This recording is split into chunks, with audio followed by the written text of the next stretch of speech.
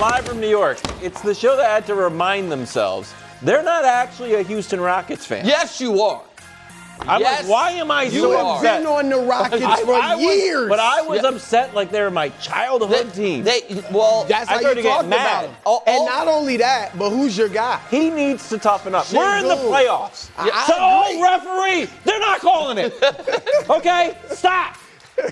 And I'm not from Houston. Yes, but you also I have one copyright, and I'm like all in. Yeah. Also, though, we all root for our takes, and you yelled at me every time I included Lakers in title pie. You thought it was outrageous that they could have a chance in this series, and yesterday you called for a Rockets blowout. Not win, blowout. Route. Ime's like, we did a good job on defense. Okay, buddy, can we score some points? This isn't the Ime Udoka. I don't know what. He's a little too. I told you. You would think that they won the game. I told you his game one was going to be like Darvin Ham's, we got a plan for Joker. And it was Rui, and you laughed about it for years. After they lost game one, but he's like, no, we figured something out. You guys were all like, shot quality Lakers. We got to make shots. The adjustment was we're getting Durant back. Yeah. How'd that work? Did you? Darn it.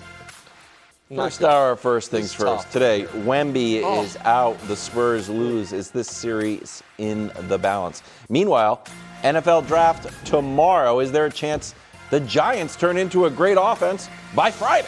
And major news. There is? Mock Draft 4.0 got some late breaking news last night.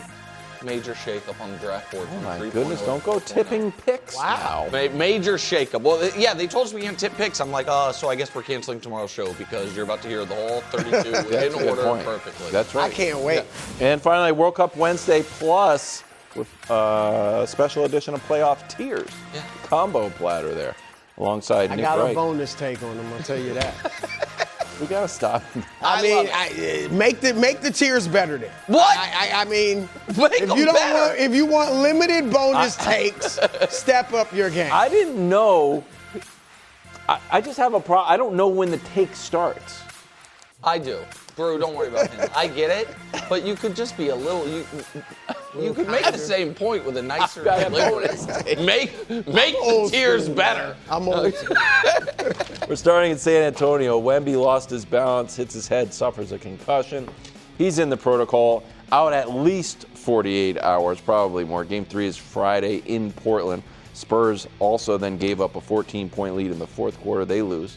Series tied 1-1. Brew, your reaction to everything? Well, first I got to say, look, understanding the seriousness of a concussion, I am glad and a bit surprised that's all it was. That he didn't break his jaw? Right. Like, I've never seen an NBA player hit their, face first on the floor like that. And it bounced. Right. It bounced. You see it in the back a lot of times, but the fact that he didn't break his jaw, mess up his teeth, whatever, but that was fortunate. He ran off. He probably didn't know what he was doing, but he ran off. I guess you could think, that's maybe a good sign. But I think he's definitely missing game 3. Yes. Because the other thing is they have to fly. So even if he's improving, is he able to fly? I think game 4 is in serious jeopardy Sunday. Agree. I think the average for NBA players from concussion is 7 to 10 days. That's right. 7 days would be game 5. Yes. Now, with all that said, I do think the Spurs still should win the series. If he were to miss the rest of the series, I think it's just in the balance. It's two young teams with a little bit of veteran leadership on both teams going at it. And they would not have the best player on the floor. Like, when he's not on it, Abdi is the best player. Even though he in wasn't the series. last night. Right. Yeah. He's the best player. You know who was last night? Yeah. Scoot showed a little something. The take's still alive. I like to abandon that. Well, your take was rookie of the year. Rookie of the year, but it was a lot of stock. If you want to live on, he's going to be the best rookie. That was a great scoop. That was a great game for him. But great game for him. So, look. That was a bad loss because if you're up 2-0, they're going to win the series. Wemby, you could even rest him a little longer. So I think they'll probably split in Portland. We all talked about all season, they were pretty good without Wemby. They were 12-7. Mm-hmm. So that's a 52-win pace. That's 5th, 6th seed. Still better than Portland. They should still win this series. And if they could somehow take both games in Portland, then you can rest Wemby a little longer if you need to. I do quickly, Nick, have 3 big, like, kind of macro takeaways from this. Okay. Yeah. The first is that this adversity is good for the young Spurs. Oh. I really think that, I mean, obviously you don't want him to get hurt, but I think this is how you grow in the playoffs. Like, this is something that they didn't grow last night. They had the game, they were up 14 with like 8.5 minutes left and gave it away. Right. Yeah. So this is something they can learn from. Wemby appears to be fine in the playoffs with the 35 in his debut. Secondly, if they lose in this postseason, the Spurs, I would rather it be Wemby's playing, they just get beat by a better team, or they're too young and they don't play up to their potential. Totally agree. Right? Rather than him, because if he's out, like let's say he doesn't come back this series and they lose, I think it sets you back because next year now becomes about can Wemby stay healthy through the regular season and the playoffs. Okay. So it sets you back. And then the third takeaway, Nick, and we're going to get into this in a few. What a tough break for the Lakers that they fell to 4. Because if they beat Houston. Except I don't know that the Lakers would be up 2-0 on Minnesota. Well, that's true. You know what I mean? Yeah, I mean that's a good point. You're right. But if they the were Spurs in this position, certainly appears to be a better matchup than the Thunder. So but I thought Minnesota the same thing, but then I was like, I don't think Minnesota would be given the Lakers play like injuries. Houston. I don't think they would have had that. All right, I want to talk about this series and then Wemby big picture before we move on. So I'm going to show 3 graphics about kind of the good and the bad about the Spurs' chances this series. Because we all, I think, expect Wemby to miss the 2 games in Portland. Yep. I think it's on the board. They just don't fly him. You know what I mean? I would think that's likely. He just stays they hope he's ready for Game 5, and they don't risk setting him back by making him get on. That's a long flight, San Antonio to Portland. Yep. They get to take a plane. I think Portland, they're on a bus now or something. Oh, my God. Enough with the T-shirt. Enough with the T-shirt. No, I'm just kidding. Why if you're not going to be, cut corners here. Well, you don't have a Blazers T-shirt. Then don't come to the game. That is a prerequisite for playoff basketball. No, it's not. Making your masseuse check out of the team hotel early. She's sitting in the line. Give me a break. Now, to the point at hand. They could lose the next 2. Yeah. Portland's good. And we saw the Spurs youth on display at the end last night, and it was extra concerning because they lost without Avdia playing great. Yep. And if you're down 3-1, even with Wemby coming back, it's going to be tough. You're in real trouble. Tough. So here's where Spurs fans should maybe be optimistic. They actually have been good without Wemby on the court this series. Mm-hmm. It's limited, but on court, their net rating is weird. Their net rating is positive, but they've actually been outscored by 3 points when he's on the court. When he's off the court, they've outscored the Blazers by 13. So they've been more than held their own, very small sample. But all of a sudden, KW, it makes your guy, Luke Kornet, the most important San Antonio Spur. And this was part of the Game 82 piece. So this is this series. If you have one of your 2 big men on the court, the Spurs are dominating. In the very limited 9 minutes that they've both been off, they've been getting crushed. But that was true for the regular season as well. And Kornet is not going to play 48 minutes. Mm-mm. So the reason the Game 82 thing against Denver, they sat Wemby and Kornet. And it's like, oh, well, you've been getting killed in this circumstance all year. That is a major concern I would have for the Spurs. If Klingon can get Kornet in foul trouble, or if Kornet, just goes from being a guy playing 15, 20 minutes a game, or even in game when Wemby's out, 30 minutes a game, if you need him to play 35, can he? Because the Spurs, it's almost, my hypothesis is, the defenders all year have almost been programmed to guard in a way where it's like we've got great rim protection. So if all year long they had been on a bad rim protection team, maybe they'd be more accustomed to, we can't pressure so much. Right. But they're so used to having that safety blanket that when that team doesn't have a big man on the court, they get shredded. Right. So that would be my concern. Then I have the Wemby question before we get to the Lakers. This is the worry of anybody that is someone we've never seen before. In that, and again, I think this is totally fair, and I don't think there's anyone else in the league that would have fallen like that. Where you almost, I know this sounds weird, where you would have enough time between when your hips hit the ground and your face hit the ground. Where you could get that momentum. I know it sounds crazy, but you know what I mean? I've never seen it. I don't know. I don't know it either, but it just feels, it feels like. It felt unique. Yes, but it felt unique. Freakish, but it felt unique to a guy his size. Like that it was just, I've never seen a guy, like you said, fall like that and have that type of face-first impact. And when we have seen guys fall, usually there's not, your head's not going as fast. But so I'm not a physicist, but it just felt like, that's a weird injury. And those are the concerns for a guy who is that tall, doing that many, because he was kind of recreating the play he does did. that a lot. Right, the play that made Duncan and Robinson. Like you haven't seen tall guys. No, but he did it in game one. That was the play that Duncan and Robinson were like, oh my God, like it's just. I mean, the bigger point you've made is he has battled injuries. Yes. That was a freakish one, last year with the blood clot. Like that's kind of a unique thing. We just got to see. It worries you. Yeah, but they're injuries that it's not like, man, his knee just won't be right or his lower extremities. It's just kind of freakish things. Yeah. And maybe that's because he's so athletic doing all this guard type stuff. All right, game 3 is on Friday. We're going to head out to L.A. where LeBron was again fantastic. Some people are saying that Luke Kennard yet again went nuclear. Also, Marcus Smart, unstoppable. Here's Marcus Smart on LeBron. Take a listen. Greatness, man. I mean, his IQ of the game. He picks his spots very well, and he stays very poised. There's times where, you see things start to get out of control, and he's still calm. And, that's what happens when, you've been in this league for 23 years doing what he does and been making plays the way he's playing and being great as he is. So we appreciate him.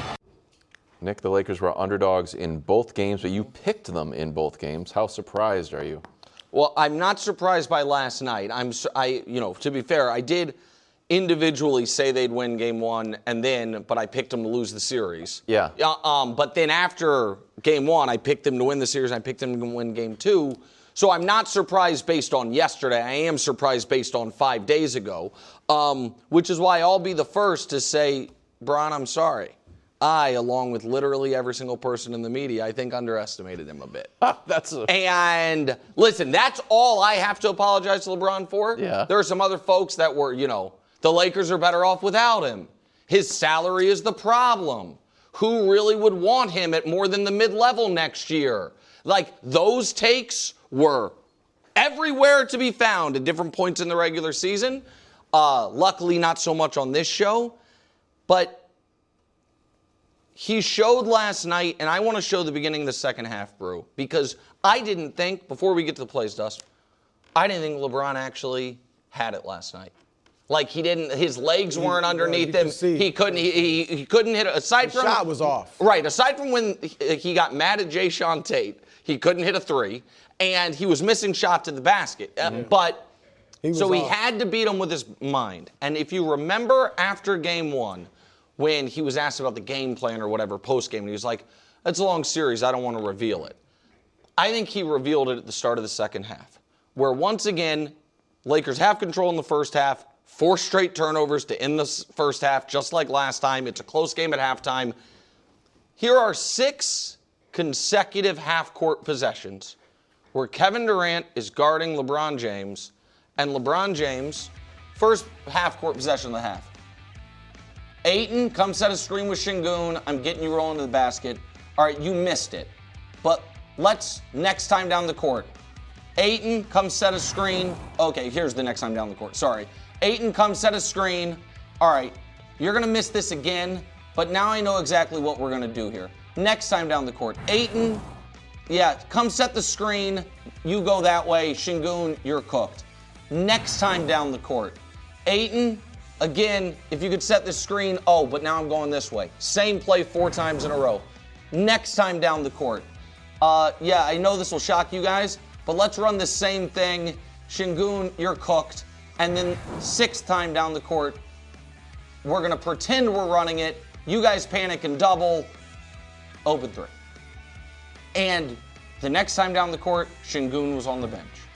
And all of a sudden, you have played what is supposed to be the Rockets' most versatile offensive weapon off the court, with the only play that I didn't show that was running the half court was the one time Durant wasn't guarding him and he had Jabari Smith on him. He did what he's done every time Jabari Smith's been on him. I'm going to back you down and you're going to foul me. Like, because Jabari Smith just can't handle it. Right. He just said, okay, this Şengün high pick and roll, Şengün can't deal with it.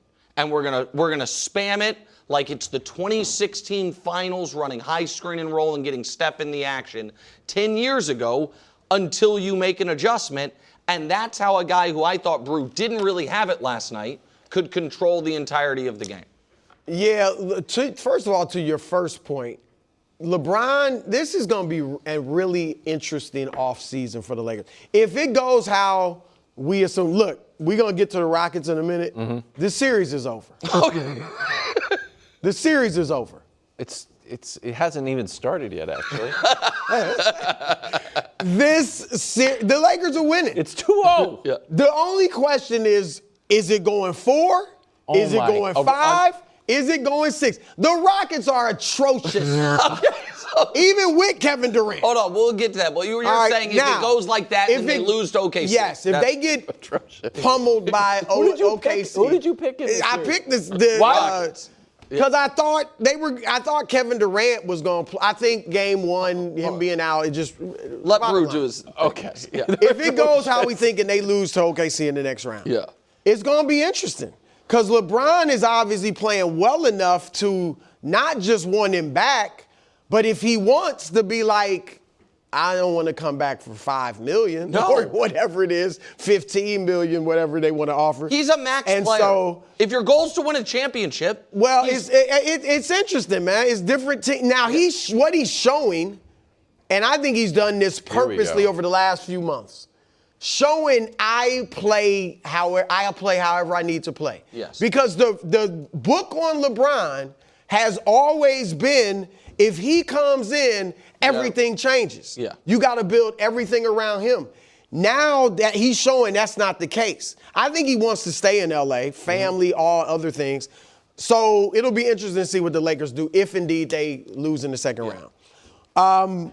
But as far as LeBron, I love the way he's playing. Okay. Like, he's getting it in the system, which allows everybody else to shine. Everybody's getting touches.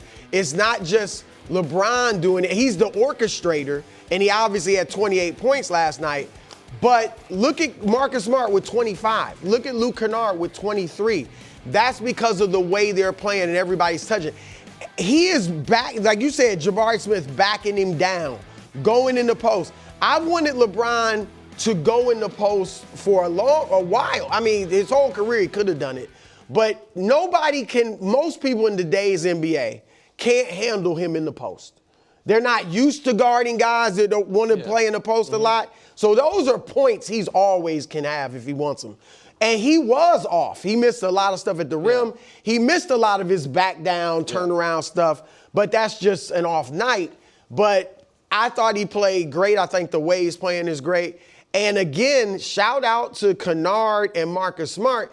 Rui Hachimura has had 2 really good games. Yeah. Like the players around LeBron are also playing very well. He's the leader, but it's not just him. Let me show you this graphic. And this can be a glass half full LeBron graphic or a reason for Rockets optimism. Lakers starters, their field goal percentage this series. Everybody is up. Here's the note from Josh. 49. Yeah. Their combined field goal percentage of 55.6 is the third best by starters on a LeBron-led team through the first 2 games of a series, and this is LeBron's 56th series. So, glass half full, LeBron is doing an amazing job finding guys open, getting them easy shots, filling them up with confidence. Glass half empty, Lakers, this is unsustainable. That's what it was, so this is a symptom of the 62% as a team in game 1. It did come back down to earth yesterday. And like I told you guys, when that comes down to earth, the Lakers won't have 20 turnovers. They won't get out offensive rebounded by 20. Those numbers will come back down to earth. And all of a sudden, even though the Rockets have 5 of the 6 best players on the court, it didn't matter because the Rockets don't have a plan and the Lakers have LeBron James. And so it is the thing that I want to talk about. We're getting to the Rockets now, but later in the show, if Luka and AR are back, how should the Lakers play? Well, they can't play. It's an interesting Luka thing. can only play one way. So that's the thing. I know Luka can only play one way, but I also would want a little, whether it's staggering minutes, something. I want a little bit of this LeBron in addition to third option LeBron. If we are going to try to beat the Thunder, you know what I mean? Because I agree with you. If you would hope Luka is watching, saying, and Luka's involved. These guys Luka's can invested, do things. man. You see Luka on the sideline. I'm not even saying Luka's selfish or anything like that. I'm just saying that's the way he plays. Yes. And he can't do what LeBron does, go off the ball and do all the things LeBron does. No, Luka's like, man, Luke Kennard can shoot the ball. I know, seriously. Not as good as me, but if I'm ever hurt again. As for Houston, Kevin Durant was back, and Houston still didn't score 100 points. Bontemps had a good note here. Durant has now lost 7 straight playoff games. In the second half, he had 3 points, 5 turnovers, 9 for the game. He had 20 at halftime. He had 20 points at halftime on, I think, 7 shots. 6 for 7. He was hot. The first quarter, he was super hot. 6 for 7 in the. Here's KD postgame. We're just not making shots, to be honest. We're not shooting the ball well. We're getting good looks. We're missing a lot of layups. But yeah, I just think that's the difference in the game. They making shots. We're getting way more shots than them this series at the rim. We're beating them in the possession game. We're getting the same amount of threes up. We offensive rebounding well. We turning them over too. Difference is they make shots. Difference is they made shots. They're on message. It's exactly what Ime said after game 1. Yeah. Now, watching the games, it doesn't feel like there's any reason for optimism. You said the poor team was atrocious. They're hard to watch. Their offense is hard to watch. I get it, you don't have a point guard. You look around the NBA. Does Minnesota really have a point guard? I mean, Mike Conley, but he plays sparingly. Anthony Edwards is bringing the ball up most of the time. And like this, and I get it, you'd rather them have a point guard, somebody that can just run the show, but that is not an excuse. They've been all year, and again, Reed Shepherd played point guard his whole life. I mean, he's technically a point guard. And they could, and to listen, and then I know you're going to get to KD. Fred VanVleet tore his ACL in the offseason. You could have used some of this year. Say, hey, Amin Thompson, the single best athlete in the league. Let's use some of the year to develop you as a point guard. I think they tried some with him, but they pulled. Instead, they asked Kevin Durant to do it, and guess what? Kevin Durant's not good at that. He's good at a million things in basketball. Bringing the ball up the court, being the primary ball handler, and oddly handling double teams, he's not good at it. No, Kevin Durant is an all-time great player, all-time great scorer, and all that. But if you look at his career, and look, let me say this. He's 37. Everything he does from this point on, it doesn't seem old compared to LeBron, but it's gravy, right? His legacy is set, and it's an awesome legacy, all right? But this is a unique situation for him. He is a great scorer, good defender, good rebounder, all that. Not a great playmaker for other people. He's a playmaker for himself, not for other people. And he's never had to do that. In OKC, you had Westbrook, with all his flaws, still obviously a Hall of Fame player. You had Harden. They could make plays. You just do your thing, right? In Golden State, I don't even need to say anything about that. Brooklyn, you got Kyrie and Harden when they're there. Phoenix, you have Booker and Beal when he's there. Bradley Booker Beal. For sure. Right, definitely Booker's Devin a better Booker. passer. This is the first time where he's the only one that can try to make any plays for somebody else, and he's not good at that, as evidenced by the 9 freaking turnovers. And he kept saying, we're not making shots. He wasn't taking shots. For him to only take 3 shots in the second half of essentially what I think was a must-win is crazy. Like, on this team, and I get it, you don't want to just go gun, but Ime is not putting him in position. No. He shouldn't be at the top of the key handling the ball and stuff like that. So this is driving me nuts. The point guard issue is driving me nuts. I had Dusty pull together the last 3 Lakers-Rockets games where Durant is at the top of the key, getting blitzed and turning the ball over, getting double-teamed, and we keep on running the same play. You know where we first saw this, like, hey, double team Durant as he brings the ball up the court? Celtics, Nets? Yes. Yeah. And you know who was on the team? Marcus Smart. And you know who was the coach? Right. Ime Udoka. That's right. It's your plan. Great point. That would be like the Karate Kid entering a karate tournament a few years after his famous victory and getting crane kicked in the face. Like, oh, that's actually my move. That's my thing. It's being done to me. We all know it. I hadn't even thought about that. You're absolutely right. It's the infamous close sweep. He had 12 turnovers in the first 2 games. It's Ime's plan that JJ Redick is using. It's driving me bonkers, and I'm not from Houston. Can we just show the one sequence at the end of the game before we move on? Because this also encapsulates one of the Durant, LeBron. Just when we're done running this, that's fine. Give me a second, just real quick. So, listen, it's a 5-point game. There's 1:10 left. Durant drives, could take a shot, instead throws it into traffic. Lakers get the ball. They're up 5. Bron slowly comes up the court. You'll see him coming in a second. He is telling Marcus Smart, slow down, slow down, slow down, but he's lying because he knew that would make his defender. Yep. LeBron and Marcus Smart are on like veteran wavelength too. So he knew that would make that would make his defender relax. Like, oh, okay, they're gonna, and then cut to the basket, and great pass by Marcus Smart, great read. Durant and LeBron are going to finish their career averaging almost the exact same amount of points, having very similar scoring accolades. LeBron's just going to do it longer. But there is a chance Durant also breaks Kareem's record. Yeah. Like there, you know what I mean? He averaged what, 27? 27 this year. But the reason that Durant is one of the 20 greatest players ever, and LeBron, very conservatively, is one of the 2 greatest players ever, is everything that goes into basketball other than scoring.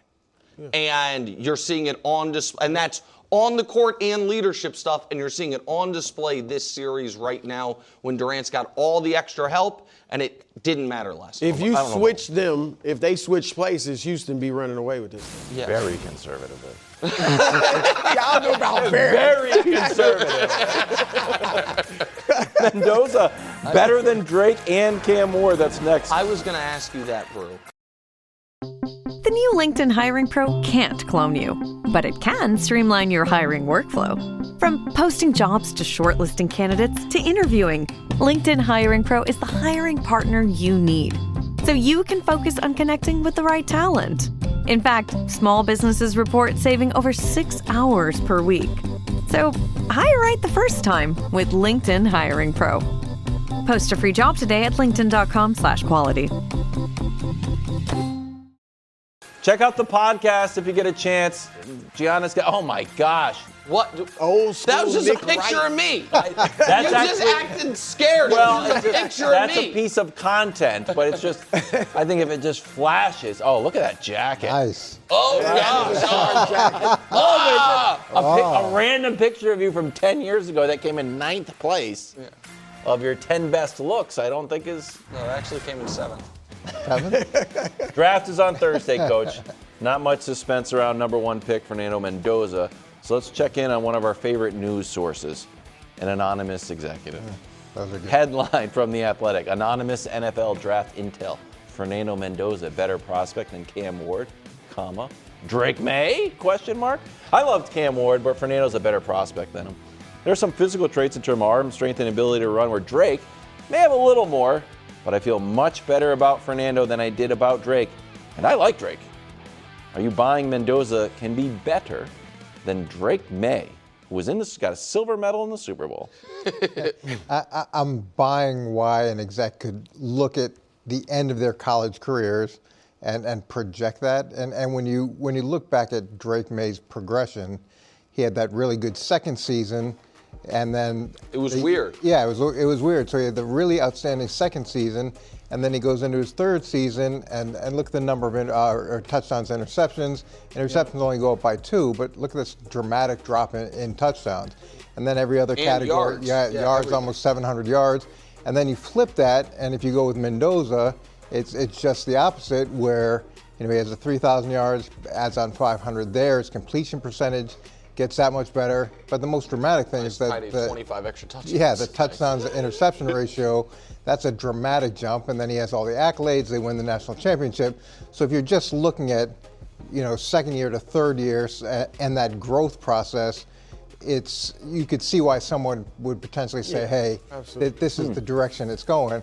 Now, I think a big part of this is, how well does he mesh with Kubiak? And the fortunate thing for Drake Maye is that he was able to get Josh McDaniels, and that changed everything pretty dramatically. Yeah, I feel like I should throw this out. You just never know, obviously, with quarterbacks. I mean, Mahomes was the 10th pick of the draft. Behind Trubisky. Yeah, Josh Allen went to Wyoming. Lamar was the last pick of the first round. So he's not on their level, but Brock Purdy was freaking Mr. Irrelevant. So you just don't know. Yeah, Brady is the greatest example. But I think Drake Maye can be a top 5 quarterback. For several years. He can be in that top 5 group. I don't see that for Mendoza. I think if he's Jared Goff, I think that's kind of like a ceiling, which is you take Jared Goff or Kirk Cousins or somebody like that. So I think Maye is better. But like you, and what the scout was saying, in fairness, he was just saying, coming out into the draft, I like what I see from Mendoza. Because Drake was considered raw. He was not a project, but he's raw. We got to develop him right. Dad played and his brothers played. And then everybody was looking at why the drop-off. That was a big concern, is what changed between the second and the third season. And Drake is set up. You mentioned McDaniels, if he gets A.J. Brown and all that stuff, good coaching, Vrabel. But we're seeing young guys kind of go up and down, C.J. Stroud, Jaden Daniels, so we'll still see. So if he's simply saying he's purely viewing him as a prospect, meaning if Fernando Mendoza was in Drake Maye's class, I would take him before I took Drake Maye, and you're not evaluating anything Drake Maye's done in the pros, then fine.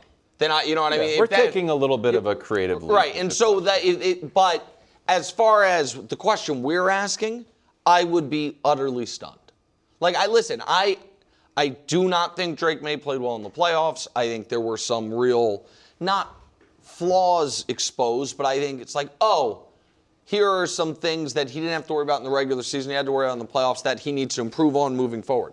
He is still, with a bullet, if the question was, hey, you can have any 5 players in the league to build a franchise around, draft them. He's going to be or any player in the league, he's going to be one of my first 5 picks. There's only... Hubs, file that away. And if Fernando Mendoza is, tracking to be a better pro than Drake Maye, then 2 things are true. One is, he is that Andrew Luck, Joe Burrow caliber prospect of the number 1 picks. Remember how I segmented them? Yeah. Which I have not considered him that. I consider him more in the Jameis Goff level of number 1 picks where hey, number 1 pick of the draft, but it's not. But Burrow is similar. He's not as cool as Burrow, but national champion. You put gaudy numbers. I agree, but I just think the way I viewed viewed the guys. And the other thing that will be true is this: if Fernando Mendoza is as good or better than Drake Maye, then the AFC West is shaping up to be the greatest quarterback division in the history of the NFL by a lot.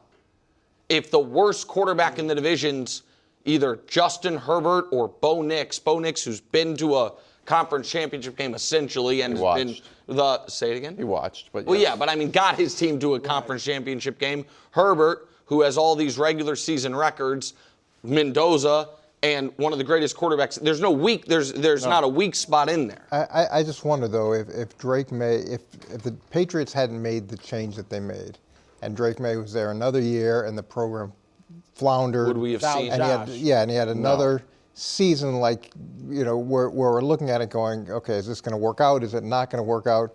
Would you feel as strongly as you do? No, probably we're not. seeing this from a totally different narrative.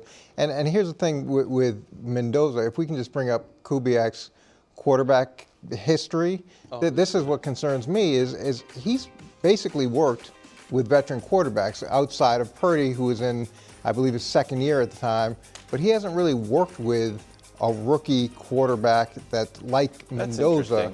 So I'm curious how that's going to mesh. And with Purdy, he has Shanahan as really he had Shanahan as a sounding board, where all of these guys here, they had been through a significant amount of games, where Josh, we saw with Mac Jones, how that translated, and then now we have another young quarterback, but this is a little bit more uncharted territory. So my mom's a first grade teacher, but you get like certified for elementary school, I think. And I think early in her career, she taught like fourth grade. And I was like, well, how'd you like it? She's like, no, I like first grade. There was something about like her skill set that was better for first grade, fourth grade, even though they're all kids. What's the difference between having a quarterback who's fresh in the league and having a guy that's been in the league 4 years? Like, what do you actually do differently, or what do you have to be better at? Well, like anybody who's new at something, they're going to make a bunch of mistakes where, as a veteran coach, sometimes you forget that those mistakes are going to be made, especially if you've been dealing with guys that hasn't been an issue for the last 10 years. So you've got to have a level of patience with those players, because it's not just the transition from college to pro football and all the things that come from an offensive perspective and a defensive perspective, but it's a new coaching staff, it's a new city, it's a whole new world that you forget because you're so far removed from it as a coach. And all the guys you've been dealing with, they've got wives and families. They've been through a million games. These guys are just talking about Mog. Yeah, you're just talking about such a different level. The Vrabel, we've talked about when Vrabel goes and sees Drake Maye. If Drake Maye does something, the rare time that he will throw an interception, Drake Maye will have his head down, and Vrabel will push his chin up like a kid. And I just don't think you would ever do that with Yeah, because for a lot of those guys, it's the first time they're going through adversity like that, and they've been so good for so long, and now they're the things that they've been so good at aren't working like it used to work, and there's an element of resilience and grit that you've got to instill in those guys and say, look, it's going to be all right. We've all gone through this, but it's that's good. Look, remember, Mendoza's going to likely be coming off the bench for a while. So, you know what I mean? Which will be good. For about this long. Okay. You think it'll be that quick? Yeah. Really? Well, yeah, look, the way it works, you're the number one overall draft pick. Everybody will love Kirk Cousins for about 2 or 3 weeks unless he lights it up, and then it's going to be like, put this kid in. Mock drafts are coming in. Friend of the show, Bucky Brooks, has the Giants totally remaking their offense on Thursday. 2 picks, top 10. Jeremiah Love at 5 and Jordan Tyson from Arizona State at 10. Do you like the Giants going all in on weapons for Jackson Dart, Nick? I don't hate it. Oh. So here is, normally I would say, go with big people, go with more marquee positions, than running back as far as the pay scale. They have a franchise left tackle.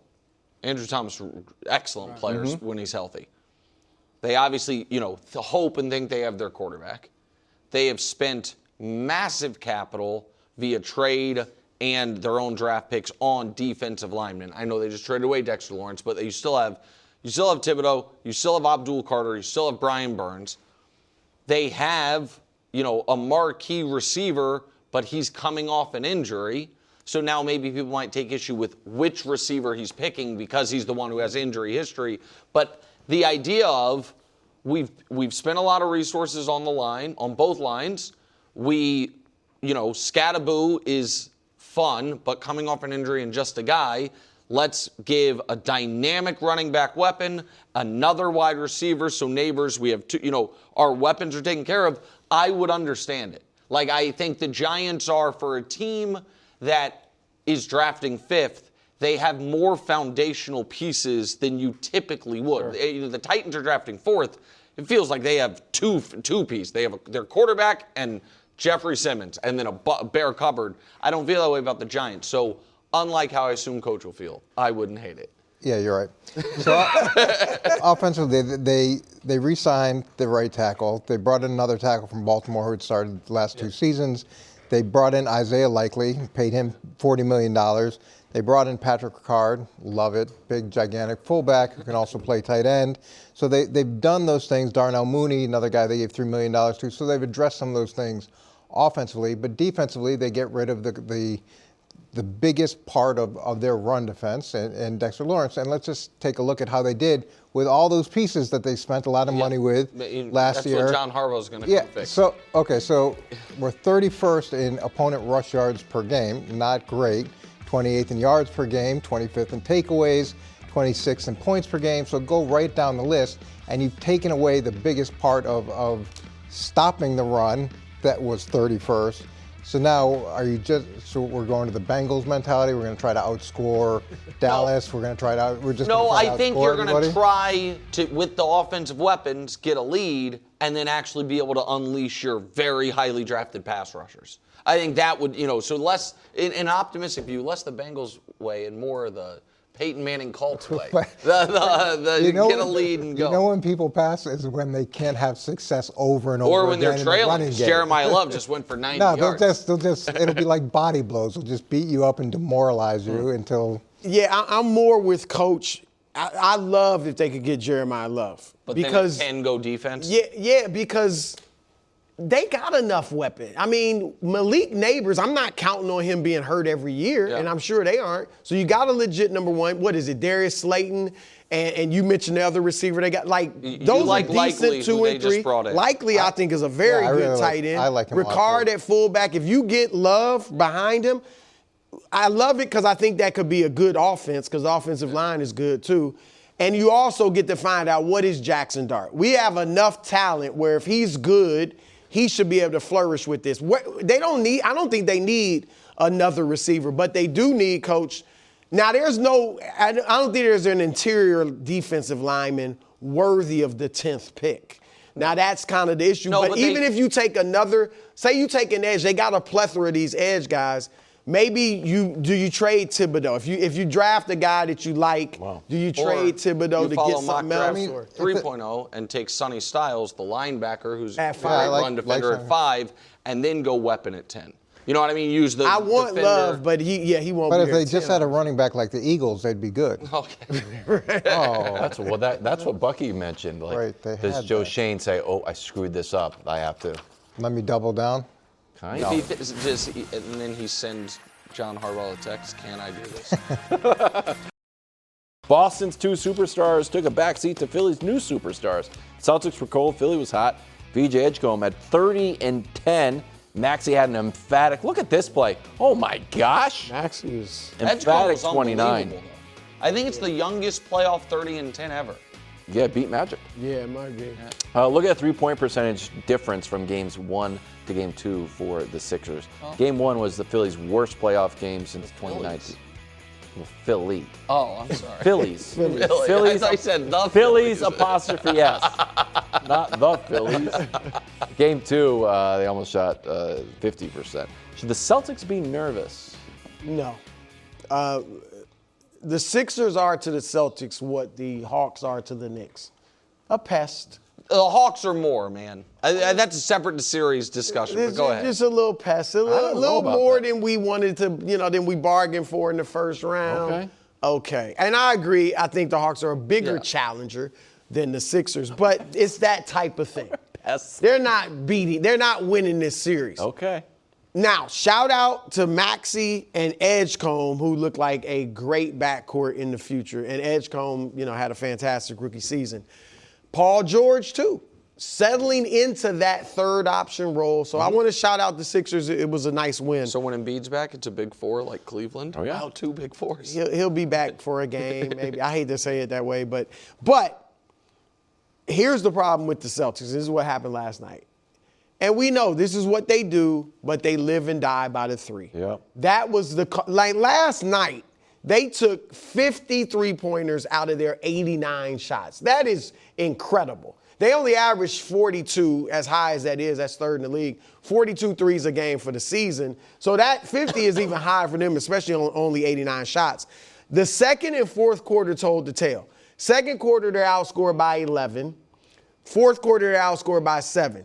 Second quarter, they're 1 for 8 from 3. Fourth quarter, 4 for 16. So 5 for 24 from 3. That's 20% in the second and fourth quarters. That was the game. And my thing is this. I get it. That's what they do. That's Mazzulla style. He's my coach of the year on my ballot. Not changing. But they don't have to live and die by the thing. It's what we've been You've saying. got 2 great penetrators. He's never Brown changing. and Tate. They need to just do it. If you're, No way. By instinct, if you're missing a bunch of threes, take the ball to the hole. Pritchard can even do it too, but take the ball to the hole. The lane is always open because the floor is so spread. How they lost to the Knicks. So right. Thank you. I know. And they maybe should learn from that. Sean Grandy, Celtics play-by-play guy, friend of ours. He's been here before. Yeah, he's been on sure. the show. Had this tweet, which Bruce speaks to your point. Regular season playoffs, 12th time in the last 161 games. Celtics didn't shoot better than 26% from 3. They've lost all 12. 3 in the playoffs, games 1 and 2 to the Knicks last year. Yep. Oh. So that is they're gonna shoot a bunch of threes, and if they make a quarter of them or less, they lose every time. But they will give you a game every series. They will. They gave the Knicks and 2 listen, and lost. So for this series, I agree with Drew. I'm not concerned. I think this is how they play. The thing that I would be a tiny bit concerned about is Derek White going to be better on offense? Yeah. Well, he hasn't had a right. That's what I was going to say. Year. The kind of odd sub-story of this amazing Boston season, Derek White, their second best player, didn't have close to one of his best offensive years. He was unbelievable defensively, and Jaylen Brown carried even a bigger load offensively, and Shireman and Peyton Pritchard was great.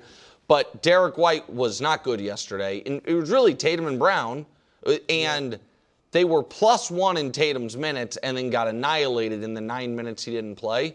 They also, when they came back, Tatum had a shot to take the lead with 6 minutes left, rushed it, missed it, and then Maxey came down, hit back-to-back threes, and the game was essentially over. So I wouldn't be worried about the Sixers, but they are, it almost feels like because of this style, they are the least likely of any of the great teams to sweep anyone. Yes. Because it's just like there's just going to be a game. It's like, we didn't hit our shots. Yeah. Embiid has said he's going to go start doing strength and conditioning work on Monday. Game 3 is on Friday. If they could somehow get it to 2-2 and then Embiid comes back, I could that see would that be happening. interesting. That would be interesting. Pepsi Prebiotic Cola in original and cherry vanilla.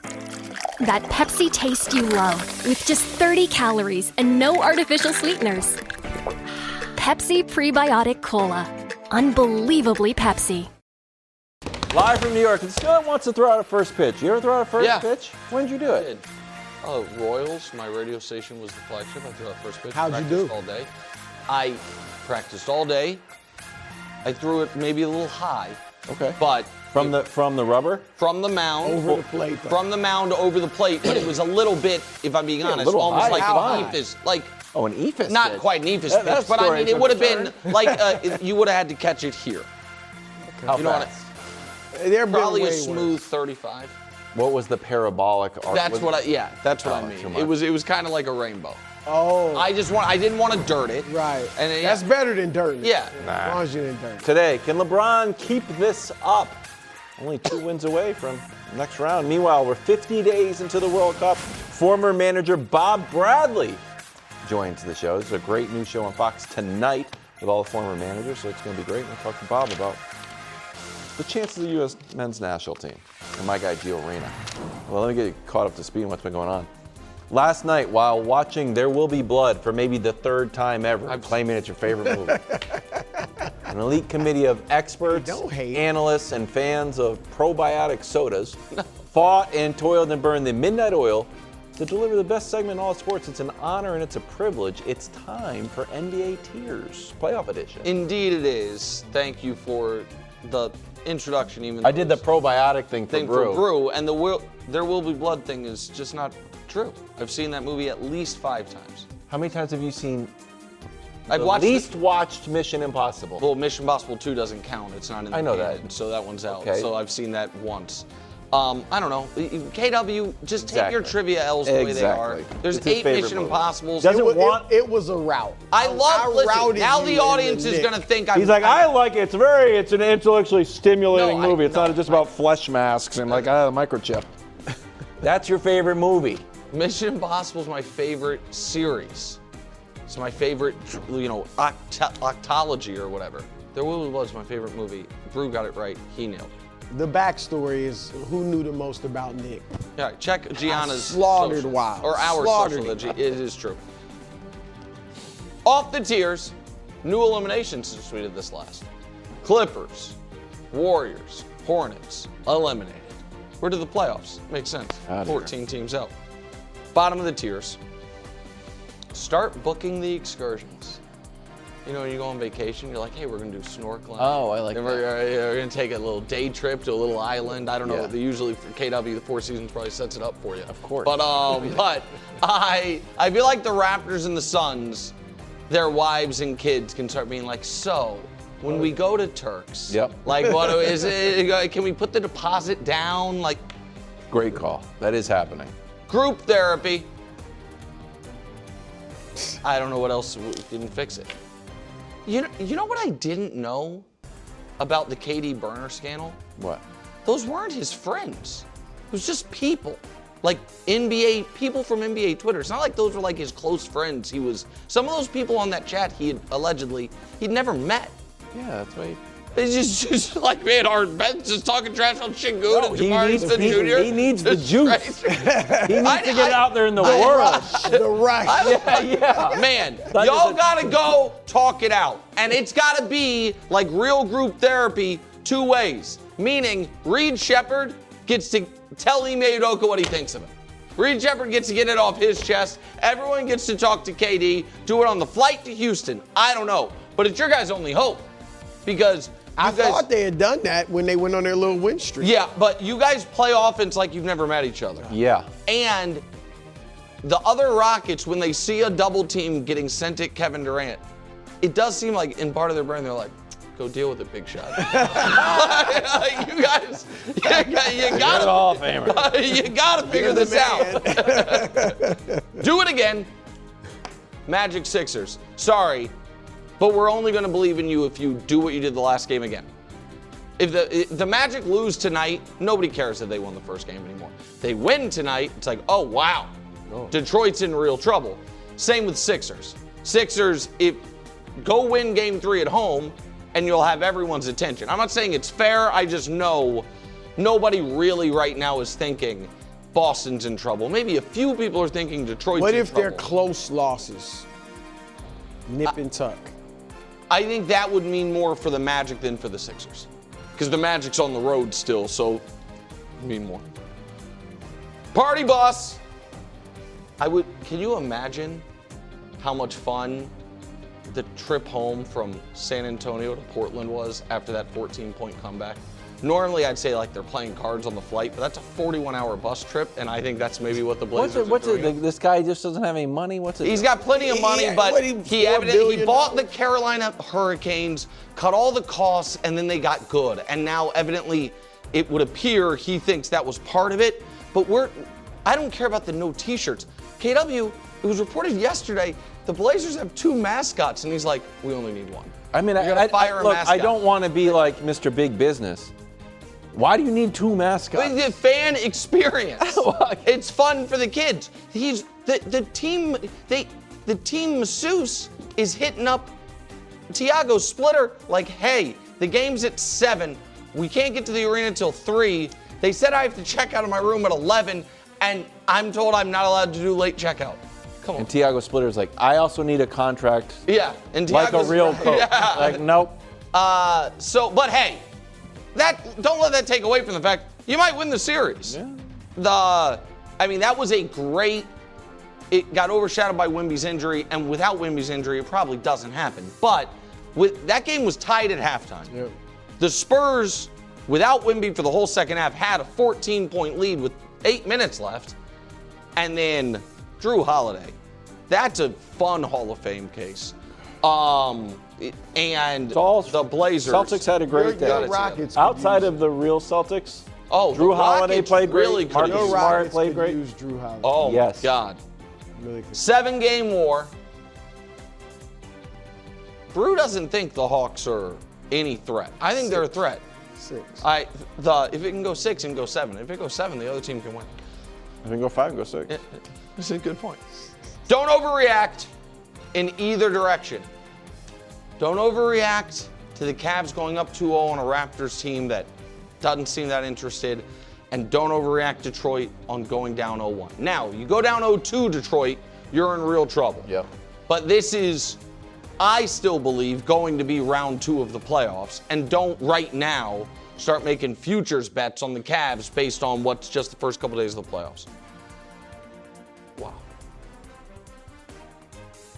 Witness to history. Literally every time LeBron does anything in the playoffs because of his age and his years, it's like the oldest do it. That is history. But more kind of relevant, if the Lakers pull this off, this will be one of the 3 biggest round 1 upsets by Vegas odds ever. Really? The Rockets were minus 900. 3 big, Mutombo. I don't know. I actually think the odds are shorter than you would think because it's best of 5. So I don't think you had like minus 1,000 favorites. I think the biggest upset right now is We Believe Warriors. But 2008. yeah, and I'll look them up what it was. I saw it. But again, minus 900. When it went off, it had gone down a little bit, but it opened at the Rockets minus 900. And if you're not a gambler, that means that if you bet on the Rockets, you bet $900, you won $100. They're essentially implied 90% to win. Long next 48 hours, thinking about the fact we gave that game away and waiting to figure out what the diagnosis, thank you, Brew, on Wemby is. And man, it would just feel so much different if they were up 2-0. Yeah. If they're up 2-0, then you're just like, okay, we're concerned for Wemby. We want to make sure he's okay, but we're going to be fine. Now it's that plus, wait, could we be in trouble because they couldn't close that game out? Our great next rivalry, question mark. Maybe. I understand that Spurs Thunder, we think it's going to be that, but you got to play each other in the playoffs for any of these rivalries. And we haven't had, I don't think, a great inter-conference rivalry in a long time. You don't think this is there already? I think it's becoming that. So yeah, maybe it is. But in the last decade, the best rivalry was Cavs Warriors. But that was, that was in. This might be the best rivalry right now. Because in the 2000 aughts, we had a bunch of inter-conference rivalries. Lakers-Kings, even though the Kings never got over the hump. The Lakers-Spurs. Lakers-Spurs were unbelievable. Hell, Suns-Spurs, with Steve Nash, those teams. Do you think it's Spurs-Thunder, though? Well, eventually. I said that's what everybody thinks it's going to be. You got to see it. It's got to have I say right now it's this, and then that's why there's a question mark. Yeah, it'll become Spurs Thunder. Yep. Cost of doing business. Boston. Listen, you shoot 45 threes a game. The cost of that is sometimes you're not going to make them, and you're going to lose a game you shouldn't. They're fine with it. They are, they have the long view of it. I picked Celtics to win the title. I think they're going to win the title. If they get bounced early in the playoffs this year, like they did last year. Like, oh man, according to this shot quality calculator, we won that game by 24, but we lost. If that were to happen to them back-to-back years, does it change the way they play? Be interesting. That's a great question because I think Mazzulla is going to win Coach of the Year. Yep. He obviously is an exceptional coach, but it would be one of those situations where you want to talk to him and be like, now, is it all him? Or is Brad Stevens in on it too? And they're all like, I think it's him. You think it's more Mazzulla? But I think he could glean new intel from it. But I don't think he's beholden to this style. He's stubborn, but for whatever it's worth, the Celtics aren't the first team to try this. Daryl Morey's Rockets did. Yeah. And Daryl Morey's Rockets, Danny talks about the Chris Paul's hamstring. The other thing, they missed 27 straight threes in home game 7. They also had some ignominious playoff defeats. Again, I think Celtics are going to be fine. It's just something interesting. And then atop the tier, smooth sailing. Thunder earned themselves a nice, easy first round, and now maybe we'll see what their round 2 looks like. It could all of a sudden be hard if it's the full-strength Lakers. It also might be, harder than the Rockets. Let me put it like that. But it also might be the Lakers not at full strength. Like, there is no guarantee that Luka is back. No, I'm a hamstring pessimist. And so, they seem to be, and all of a sudden Wemby's hurt, like, things are breaking Thunder way. Go ahead. Bonus takes. Well, first, my real take. The tears weren't bad. First, tears weren't bad. I apologize for my earlier rippage. Thank you. But at the risk of overreacting, I'm going to move the Cavs ahead of the Lakers. Cavs, look, I got to give them, both 2-0. They're playing well. They are facing what was the 5th best defense in the league. Scotty Barnes, going to make an all-defensive team, maybe first team. They are running through them, leading the playoffs right now, 120 points a game, shooting 54% from the floor. Donovan is cooking, Harden is cooking, Evan Mobley cooking, all of them well above 20 points a game. So they look great. And in the second round, if Detroit, is shaky or even has trouble with Orlando, the path for them to get to the conference finals is right there. And the Lakers, I've said it and I mean it, if they were in the East, I think they'd be maybe the favorite at full strength to win the East. But their path to get to the conference finals is a lot harder than the Cavs. Yeah, Cavs path. Quick bonus take. Quick bonus take. You made me forget what it was. Wow. Oh, no. What was my bonus take? Oh. Knicks.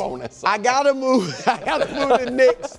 The Knicks and the Hawks are not even. They literally All right, are. shout out to Ramsey. All right, the Knicks and the Hawks are not even. I got to move the Knicks ahead of the Hawks. Actually, the Hawks stole home court advantage. No. They're a pesky little team, but they're going home. All right, and going home, going Cancun. 1, 2, 3, Cancun. So, Knicks should be ahead of the Hawks. Okay, I think the Knicks are going to win the series. I think that the Hawks and Knicks, at this moment, look to be about equivalent. I would say the Hawks look better. I think that's fair. Really? Well, they went Did into you pick the Hawks to win the series? No. Are you doing it now? Well, if you steal home court advantage, yeah. Okay, so you got the Hawks to win the series. Sure, I got the Hawks. He doesn't care. I like the Hawks. I'm always a champion of the underdogs. All right. If you're the number 1 seed, okay, you don't actually want to be mentioned on the show. No news is good news. Thunder are going into Game 2 tonight.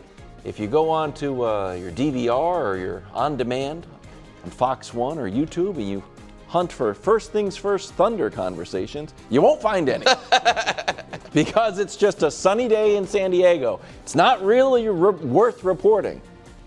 Now, on the flip side, if you're the number 1 seed and you get the first ever wire-to-wire loss in your building, well, that's newsworthy. Therefore, the Orlando Magic, who are on a small but important hot streak, and look who's back. Unbelievable. Brew, we have tried to tell him. The Magic Man. He's the magic guy, and he has said repeatedly, yes. No, I'm not. I'm the Rockets and Hornets guy. I needed to see a And now- I needed to see a little bit more. Okay, go Last 2 games. Well, they lost a bad play-in game. Then they came out and torched the Hornets. I bounced off of the Hornets. Look at time trailing, 13 seconds. These are must-win kind of win games. Only been trailing 13 seconds. And playing with confidence. This is torn from the headlines. Paolo's crazy pass in a win over Pistons showed what makes him special. Want to see the crazy pass? Yeah. Less crazy than you would expect. However, a good, confident, we're up by 9 pass. Hey, I'll take it. I like that crazy? stuff. Well, it is according to The Athletic, and I liked it. Are you sure that's the pass? Yes, it was embedded in the article. I'm telling you, that's a crazy pass. I don't believe that pass Here's got what a it is, headline. a confident pass. Oh, whatever, one-handed. They're the 8th seed. They shouldn't be doing stuff like this. They should feel tight. And I know the counter argument is, well, the Pistons are at home, long storied history of Detroit basketball. What in the world? They lost 11 straight home games. Yes. They haven't won a home game, playoff game. Since Chauncey was there. What in the world? 2008. Yeah. If they lose this one, you got to change up the T-shirts or something. Magic deserves some KW. respect. I'm back on You, KW. Magic Kev. You. I'm out here. You play that My Pony song. You like that song? No. But Matthew McConaughey's in chaps. We tried to get you on the Magic all year. Well, I and didn't you want to were be like, on an I 8 didn't seed. like them. Well, I don't know. You didn't want to be on an 8 seed, so instead you were on the 9 seed Hornets. I'm off the Hornets. All right, And then you were big on the Rockets. Hey, you know what? You were big on the Rockets yesterday. I'm still in It on was the Rockets. yesterday. I'm in on the Rockets. Oh, perfect. We're talking about it I'm still next. in on the Rockets. Next. Welcome back to the show. We've got Bob Bradley coming up in about 10 minutes, but right now we're headed back to L.A. Lakers win. LeBron was explosive, 28, 8 and 7 assists, played 39 minutes, had a few good dunks. Never lost a series up 2-0, and he's up 2-0 now. Here's LeBron on this reverse dunk. That was bad. I don't even know what that was about. I got to sit down somewhere. I got to sit down somewhere. Do you think he can keep this up? Well, listen, I thought yesterday he wasn't at his best. He found a way to make it work, and he was obviously seeing the game, or Brew would say reading the game as well as anybody can. But he only hit jump shots when Jayshawn Tate made him mad, and he was getting to the basket and then getting denied, and so Coming up short. Right, coming up short, and I'm a little anxious about so they play Friday, and then they play Sunday. Friday, the Rockets are 9.5-point favorites, bro. So the bookmakers think that. They've been watching. I mean, I get it. They only lost by 7. So. But also they're at home, they're desperate, all of it. The Rockets win Friday. That's the quickest turnaround of the series. Yeah. Sunday it's at home, all that. I believe this will go back to Los Angeles 3-1 Lakers. Wow. You've been right so far. And except for before the series started, I did pick. But I immediately switched. I never believed that. I know. You're like, I'm taking Rockets. I'm like, no, he's not. But can I throw, Brew, do you want to answer before I throw out my Lakers idea when everyone comes back? Or Yeah. I think you make a great point, because I think as the playoffs go on, assuming they advance, the games get closer together. He won't have as much time to recover. So then maybe he won't be able to keep this up. But right now, I do think he can keep this up. I think the bigger question, well, let me say why I think he can keep it up. The way he's running the offense is different from what I think we all envisioned, where he was bringing it up 90% of the time and just kind of doing his thing and penetrating and then kicking out to shooters all the time. He is lining up a lot of times on the elbow. He's, cutting off screens and things like that. He's posting up stuff that the running is not as much, it's not as taxing as bringing it up every time against defense. So I think that's a factor. I think the biggest question is, can Luke Kennard, and Marcus Smart keep it up? Luke Kennard's averaging 25 points in this series on 60+% shooting. Marcus Smart's averaging 20 on like 52% shooting. So can they keep it up? Because LeBron's going to do his thing, but he does need these guys to keep hitting shots. I think that's the bigger question for the Lakers. So, but you think the series is over? Yeah, I don't see LeBron losing 4 of 5 to a discombobulated Rockets team. They might push it. I could be wrong, but I just think the Rockets look like they're a mess. What do you want to do? Do you want to do Rockets now? Or? No. I just didn't know if you thought the series was over. No, I definitely do not think the series is over.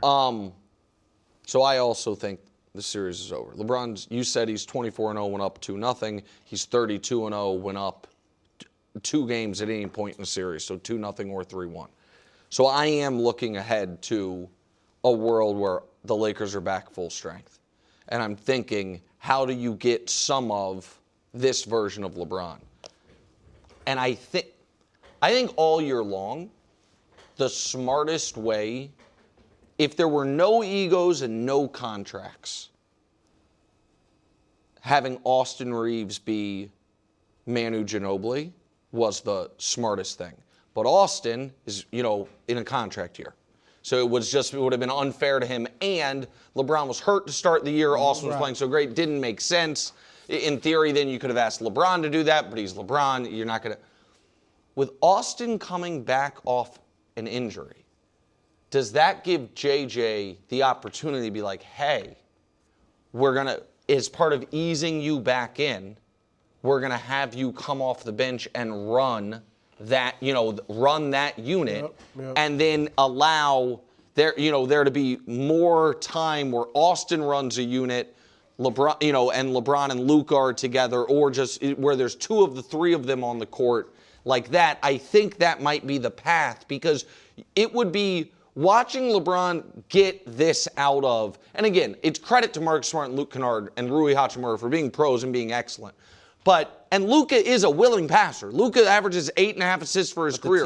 But it's different. Well, every assist is not created. Correct. And that's the point you've been making.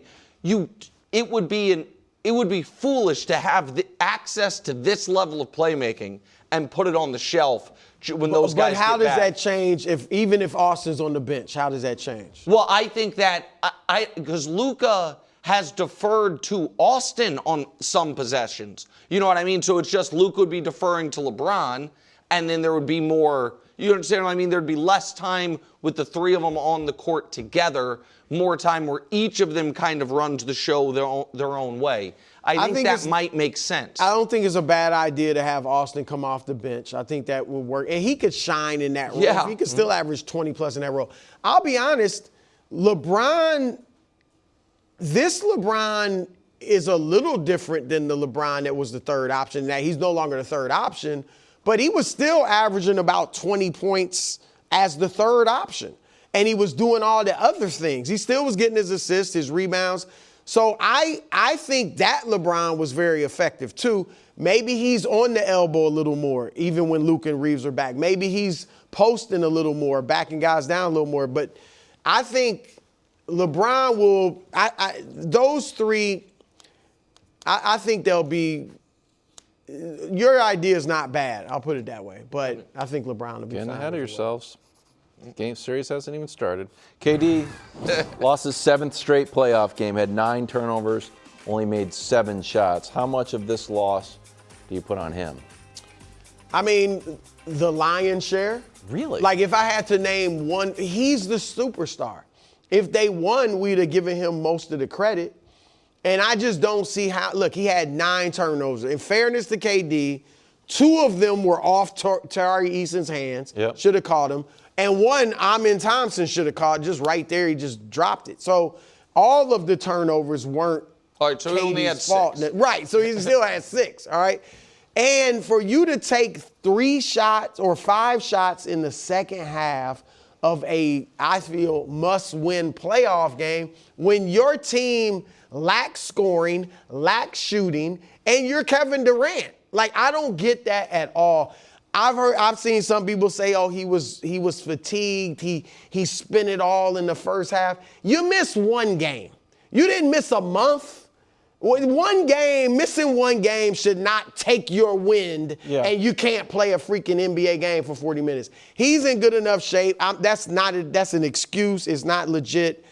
I think he did have maybe too much ball handling duties in the second half, and they were trapping him, and he was getting rid of the ball, turning it over, or just getting rid of it, period.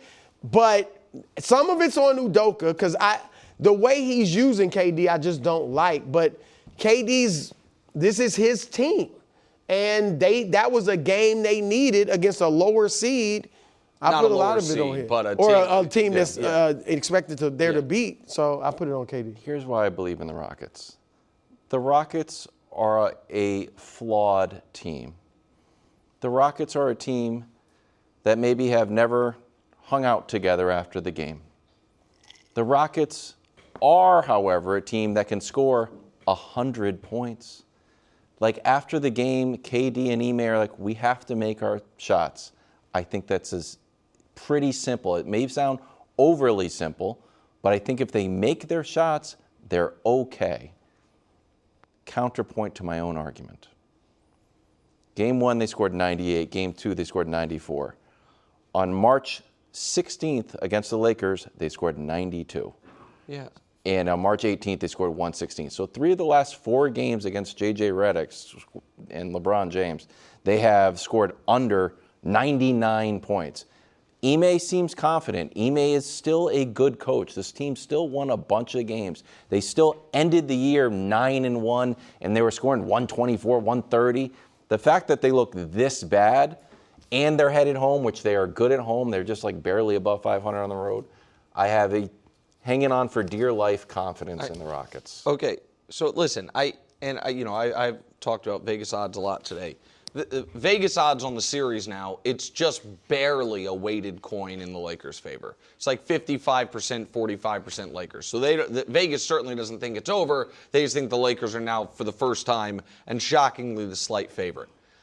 And I don't want to be too harsh on Durant. And I also think in a lot of corners this morning on television, folks were just killing Durant as a way, because it was a way to avoid giving the Lakers and JJ and Bron credit. With all that said, we said it before, and just missing game 1 doesn't change the fact that we all agreed. If this Lakers team, without Luka and AR, beats this Rockets team, it's a catastrophe for Kevin Durant. And the fact that he missed game 1 made us feel like, oh, well, everything, like, in the meantime, we don't know when he's going to come back. Right. He was there yesterday. Yeah, they scored 4 fewer points. He was the best player on the court in the first half. Looked great in the first half. And at halftime, they threw up whatever the gambling sponsor was, like player prop odds, and it was Melo, T-Mac, and Vince, thank you. They all were like, oh, yeah, pencil Durant in for like 33 or 34 or something like that. And that seemed totally reasonable. It's like, well, yeah, he scored 20 of the easiest points you're ever going to see, and it looked like he had a lot left in the tank because he only took a half dozen or so shots en route to it. The 7 straight playoff losses he hasn't won a playoff game since 2023. It's 2026. I agree with you, Brew, that he is in the it's all gravy part of his career. But there are folks that still mentally are like, yeah, but with everything Golden State related. And every shot he has at being like, let me remind you that I can lead a team. And it doesn't just, okay, you don't win a championship, but it ends in catastrophe. That the last several stops. Right, which it'd be brutal. Absolutely brutal. And like, it is now on the board that this series is a sweep. In the other direction. No way. Yeah. It's on the board. On the board, yes. If they lose game 3, they are 1, 2, 3 games. Well, they're going to quit. Totally. They've given you the baton. I'm going to take it as far and for as long as I can, and then when the moment comes, I'm going to hand it off. In this case, I think I handed it off to you, Jurgen, so it wasn't my choice, but that's how it went. FIFA World Cup Roundtable, USA head coaches tonight, 6:30 Eastern right here on FS1. Joining us now former head coach Bob Bradley. Bob, thanks for joining us. What was your number one takeaway, or what did you enjoy most about sitting down with all the former U.S. men's national team coaches? Stu Holden did a great job leading the discussion, and we all had similar challenges and experiences, but we all look at things our own way. So I think it came out in the discussion. What are some of the unique kind of challenges to this specific job in coaching this team, and some of the things that you think Pochettino might be going through right now, and how to best deal with them? When you're putting together your best squad, you're looking at players from different leagues. And so that got discussed on the roundtable. And your ability to compare players from leagues in Europe, still then look at MLS and consider guys that might have qualities that you think still help the team. It's a challenge because the games played in different countries, different levels. And you have to figure out, how do you build a roster that's got all the right qualities? Tyler Adams, he said this about Pochettino. He established a sense that no one is safe. Is that a good thing? That is a good thing. The national team is bigger than any one player. And I think that everybody has their own way to establish standards. And Pochettino has made it clear that when you come into the national team, no one is bigger than the team. And everybody has to come in and understand what we're all about. And I do think that ultimately that's how you put the best team together. Bob, what do you think about Gio Reyna? I've sort of just fallen in love with the concept of Gio Reyna. Maybe it's a little bit of like Claudio Reyna leftover fandom, but it feels like he's got star qualities that I want to inject into the team. He didn't get a lot of minutes in the friendlies. He could go either way. I know he's not even playing for his club team. What do you think about Gio joining the squad? I think it's right on the fence, and there are a lot of people that feel like you. We see certain moments when Gio pulls off a play and we think we need more of that. Yes. But when he's not playing regularly with his club team, you have to then look hard at his fitness level, his ability to come in and handle a role. Certainly every team needs a player that can come on the field when you need a goal, when the other team is defending deep, and make a play to unlock the defense. And so that's the plus of Gio, and that's where Pochettino is going to have to compare him to a few other guys. Bob, obviously our last two, I was going to say warm-ups, but the friendlies, the last two matches were really, really poorly. There's two more before the World Cup where we play two teams, Senegal, who's just barely ahead of the United States in the FIFA World Rankings, and Germany, who's a top 10 team in the FIFA World Rankings. Now, I don't assume either us nor those teams are going to be playing their full World Cup rosters in those games, but how important is getting a result in those games to have some type of momentum heading into this home World Cup? It is important to have some momentum, but those games are tricky because all players know that as you're getting closer and closer to the World Cup, the injury factor and the ability to be at your best when the World Cup starts, that comes into play. And so it will be interesting. I do think that we've not seen our best version of a team yet. And even in the last two friendlies against Portugal and Belgium, Pochettino looked at some different options. So I do expect that we're going to see his best 11, at least in one of those games, and that's going to give us a little clearer idea of what to expect when the World Cup starts. How important is it, Bob, that Team USA wins its group? It is important. So this World Cup's a little different. There's more teams. Yep. So 48 teams means 12 groups of 4.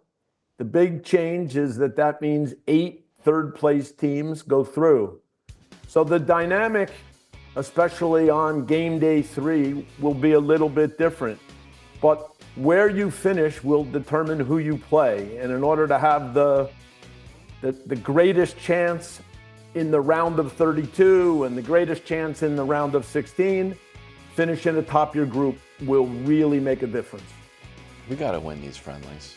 Well, we have certainly to. Against Senegal. We have Germany to. can be tough. I know, but Senegal's good too. But it doesn't look. Bob, we're talking about these NBA playoffs right now, and you can see that some teams aren't afraid and feel like they expect to win. And I would just be nervous if we lose our 3rd straight friendly, that we start to get, and then you lose against Germany so you lose 4 in a row, and we're supposed to be super pumped up in the group stage. I just don't see it. So I'm stressed out about it.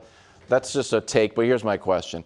Pulisic's in a bit of a goal drought. Balogun's going the other way. He's got last 10 games for Monaco. He's got 10 goals. He scored 2 against PSG. That was Champions League, Josh, PSG? Yeah. 2 against PSG in the Champions League, and then 1 at the other one. So he's super hot. Do you think he's going to keep this momentum going? How do you think his confidence is going to be? I think Balogun is a key, because one thing every coach spends a lot of time thinking about is where will the goals come from. And he has shown an ability to get into the box. He scores different kind of goals.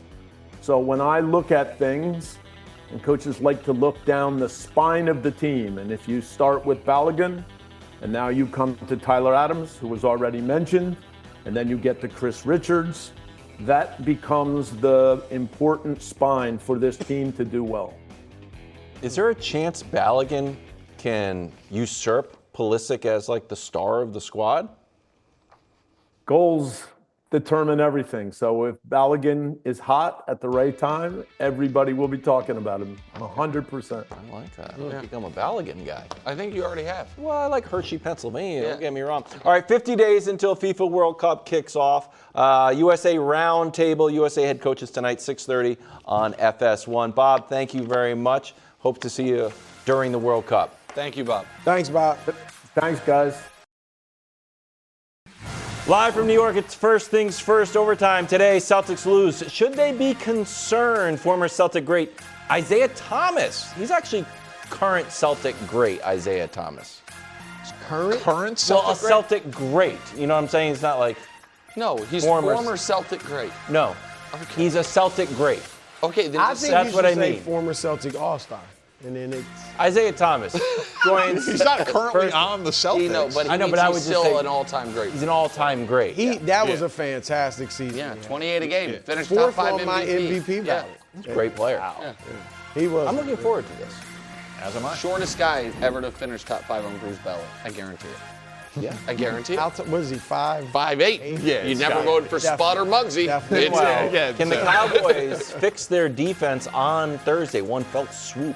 And finally, is it felt? Fell. One fell I swoop. know it's felt. Gosh, that goes in the same book as Valid Victorian. Did you know that, Danny? No, what He else? thought the top of the class got named Valid Victorian. The Valid. That is not what The it is. Valid Victorian. I think most You learn people things every day. No. You're the first person I ever This met that isn't a thought that. champing at the Valid- bit Yes, situation. Valid Victorian. Victoria, that also sounds good. It sounds perfect. It makes sense valid. why you Yes. thought that. I Valid. never thought that in my Oh, life. But you got straight when you A's. said it, You were like- the valid Victorian. Valid Victorian. You were victorious. That was valid. Victorious. Yeah, I get it. Yeah, victory. A lot. What is it really again? Valedictorian. Valedictorian. What does that mean? It means the valedictory. The top person in their class. I like Valid Victorian. You like felt swoop. I'm not sure. You buy it at Michael's. Right. Lakers roll the Rockets. LeBron was flying through the lane, dunking. KD was turning the ball over. He's not a point guard, though. What do you want to do, Parkins? Here's KD and LeBron. We're just not making shots, to be honest. We're not shooting the ball well. We're getting good looks. We're missing a lot of layups. But yeah, I just think that's the difference in the game. They making shots. I love for the postseason. I've been doing this since I was 21. I think my first postseason game was 21. And so 20 years. You know, I know I missed it a couple of times, but from that moment at 21, that first game, I made my mark, and for 20 years I've been thinking about the postseason, so I don't shy away from it. Okay. What was their headline here? KD or Durant? Oh, no, they're the same person. That is what you wrote. LeBron or KD. KD or Durant. He's the valedictorian. The headline is the Rockets. And this is not taking credit away from LeBron. Definitely is. It's already happening. I promise you it's not. You will give the ample credit to LeBron, and so let me just focus on the Durant side of it, because I feel like the Durant Rockets side is like basketball embarrassing. Yes. That can't happen. Two of their top 3 players are out. Those players, Austin Reeves and Luka Doncic, are defensive liabilities. You would think, by how we've been watching the Rockets play offense, that those guys were replaced by like Scottie Pippen and Dennis Rodman in their prime. And Marcus Smart is a very good defensive player, but he's 32 years old, and it's Luke Kennard. Houston should be able to score more than 94 points. If Kevin Durant is healthy enough to play 41 minutes of basketball, why did he take 12 shots? Yeah. Why did he score 3 points in the second half? And I understand they don't have a point guard. Ime, you are considered a top 5 coach in the league.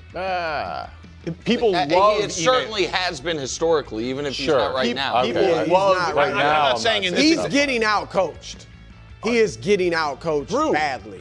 By a lot. Yeah. Like, figure out a way with the cross action, with the screen. Can we get 7-foot Kevin Durant matched up on someone shorter than him and just catch the ball? Can we not ask future first ballot all-time legend Kevin Durant in year 19 to be able to read a double team? That's fine, but players are not perfect. Maybe other than LeBron. No, I'm not saying. But players are not perfect. Kevin Durant is not a beat the double team off the dribble 45 feet away from the basket guy. That's just not what he is. He even had the ball out there. That's what I'm saying. It's kind of jarring to watch one of the 20 greatest players in the history of the sport play 41 minutes in a borderline do-or-die playoff game and take 12 shots and have 9 turnovers and not get the ball where he can cook. He's one of the great mid-range shooters. And he was cooking the first half. It looked like he was on pace for a 35-point game. Or he was on pace for a 40-point game. So it looked like he was going to have 35. So I guess I put KD's dud. Of course, players deserve most credit and most blame, but that is just like such a team failure. Amen Thompson, you need to be better. Ime Udoka, you need to be better. Reed Shepherd, you need to get on the court. What about the guy who's supposed to actually be the best player on the team? I mean, we haven't said Şengün's name. Şengün is supposed to be their best player. Durant was supposed to be the final piece. That's right. And the scorer. But Şengün was supposed to be, if there was an MVP candidate on this year's Rockets before the season, it was supposed to be Şengün. Even if we didn't think it was going to happen, he's the guy who's supposed to be their best player. Well, Nick, and I texted you this last night during the game. It was the next point I was going to make, and I understand that this, I don't mean this to be like hot take, clip for social. Like, is he among or the most overrated player in basketball? Okay. Why? He's supposed to be baby Jokic. No, he's baby Sabonis. That's my take. Not Arvydas, but DeMontis. Yeah. That's what he's looking like. And I'd have to go through who I think is the most overrated. I don't think he would be the most overrated, but he is wildly disappointing in this series. I mean, wildly, to the point I am recalibrating where I feel he is in the league. I have felt this guy is a great player, and I have felt he could be the centerpiece of the trade to get you Giannis. If I'm Milwaukee and I'm watching this, I'm like, oh no, like he's ruining that trade, right? Hey, thank you. So he has been terrible. The question was, what's the bigger story, LeBron's great play or Kevin Durant's dud? Mm-hmm. I think it was Durant being a dud. Taking nothing away from LeBron, who played great, but it wasn't LeBron's greatest game. No. I mean, he shot 8 for 20. He missed a lot of shots. He played terrifically. I think a big story was Marcus Smart. Marcus Smart had 25 points, 5 steals, 7 dimes, and Luke Kennard continues to play really well. But the biggest story to me was Durant, for all the reasons you said. Basically a must-win. You come out and take 5 shots in the second half when your team is dying for some offense, dying for some leadership. I get that Durant's not a leader, but you're a veteran Hall of Famer, future Hall of Famer that these guys all grew up looking up to. Take over the game. You lost by 7. 7 points. If he doesn't have 9 turnovers, if he takes more than 5 shots, scores more than 3 points in the second half, they probably win the game. It's a 5-point game with 1:15 left. Rockets ball in Durant's hands, and he turns it over. Like, I understand they're big underdogs there, but, like, if Durant just pulls up instead of turning it over, it's a 3-point game with a minute left, and you're a little nervous if you're the Lakers. Yep. Lakers are not a great great free throw shooting team. Marcus, who's one of their better free throw shooters, already missed free throws. LeBron yesterday, part of his not having a great game was missing free throws. All of that, and Durant just turned it over, and then LeBron gets the dunk. So I'm actually not. I think there are a lot of folks who all year long, hand on a Bible, they weren't hot taking. They truly believed it. LeBron, the Lakers are better off without LeBron. LeBron's salary is a big problem for the Lakers. What team that actually wants to win a championship would want to get in the LeBron business? Those were all ardent, real takes that the playoffs have rolled around, and they all look in varying levels ridiculous. Oddly, I don't know if any of them look as ridiculous as my pal Danny Parkins it was beyond comprehension that the Houston Rockets would show up to the playoffs and be the Houston Rockets. That a team that was awful in the clutch all year would be awful in the clutch. That a team that prior to the 10-game burst at the end of the season, we all said was the team everyone that wanted to play. A team that didn't have a point guard would show up playoffs without a point guard. And it was tarred as, oh, Nick is he'll never count LeBron out. And that was part of it. I'm not going to lie. That obviously was part of it. And I think it's being proven right. But the other piece of it was, I will never count in a wildly flawed team that doesn't like each other. Like, I think the level of confidence folks had about the Rockets in this series, I wouldn't have had if they were playing Portland or Phoenix. Because I think a flawed team can always get beat. And game 1, you had the excuse, well, they only have 4 of the 5 best players with Durant out. Game 2, that's not there. It's not, well, Durant wasn't himself. He scored 20 in the first half. There was no reason to be shocked that the Rockets would look dysfunctional when for giant portions of the season, they were dysfunctional. My dismissal of the Lakers before this series was solely dependent on Luka and Reeves being out. Are they back? Because the Lakers are up 2-0. Have they played? And thinking that Durant was going to be there. What team, if you took their first and third best player off the court, would you pick to win a playoff series? Time. We're not saying win. You didn't say. You said they couldn't win. I thought they would get swept. And I have a question. Does a playoff series start until you lose at home? Heck yeah, dude. Are you still on the Rockets? Of course I'm still on the Rockets. Of course I'm still on the Rockets. This is over. We're back. It's not over. We're back. Luke Kennard's going to shoot 60% for little that's what you guys. Regression. It happened already. The Lakers shooting regression happened yesterday. No, it didn't.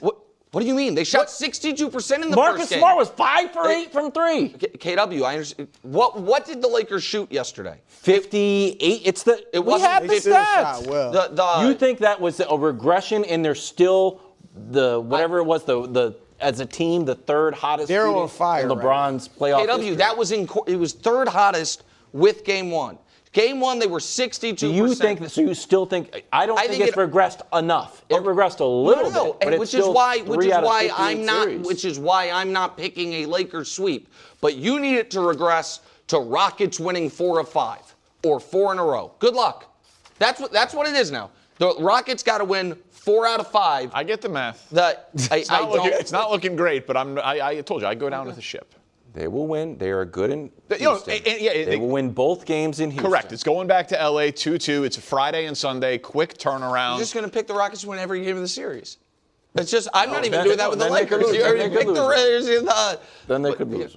They'll lose in L.A. You won't. If we're here Monday and the Rockets have won 2 in a row, you are not going to be like, and this is the game they lose Game 5. You're not. I definitely will not. You guys are going to pick the Rockets every game. That is correct. You picked the Rockets by blowout last night. You came on here and said the Lakers were 0% to win the series and they were going to get swept.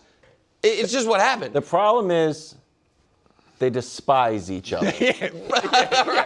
There were several skirmishes about to break out. Şengün getting yelled at, Kevin Durant yelling at Reed Shepherd, Şengün yelling at Ahmed. I'm sure it'll be fixed. No, that part worries me. I don't really trust teams that dislike each other. And we're not going to do a show on Saturday, but if the Lakers win Game 3, I think I'd pick them to win Game 4. Just for the record, you are on the podcast network on Saturday. Oh, great. Donna, make sure you got Kevin the Wild's Kevin Wild's podcast network. Danny, welcome Danny Parkins. Yeah, proud member of the team. Great to have you. Good news, everybody. You might think stats are boring, Oh my God, are we talking about stats? Well, we got a brand new segment from Danny Parkins that actually makes stats cool.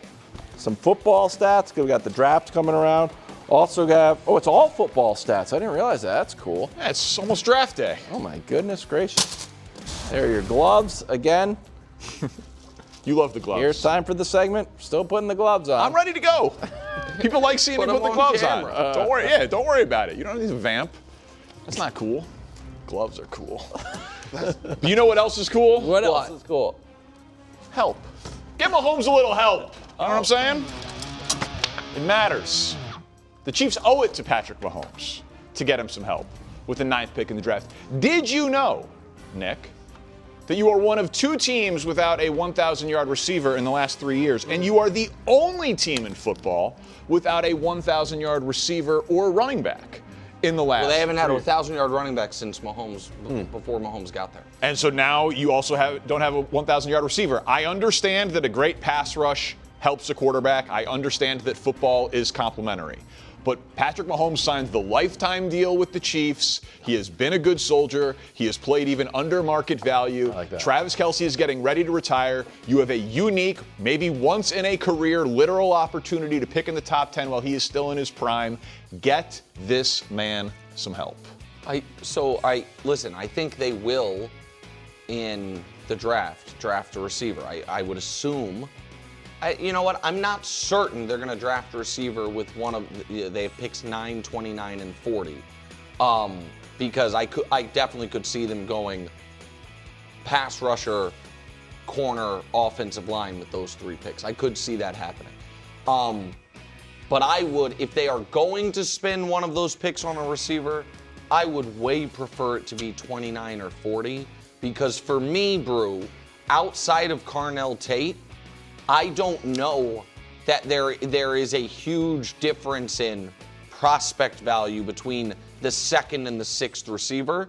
And I mean, there's a huge difference in pass rusher between David Bailey and Reuben Bain, or Reese, if you consider him pass rusher, and the other guys. So I would just rather, if we're going to spend a 1st-round pick on receiver, which again, I don't know if they will, I'd rather it be the 2nd 1st-round pick than the 1st, just because of this draft. If it was the draft where you guys took a Dunze and there were 3 receivers that go in the top 11, all of whom would be the best receiver in a lot of classes, that's one thing.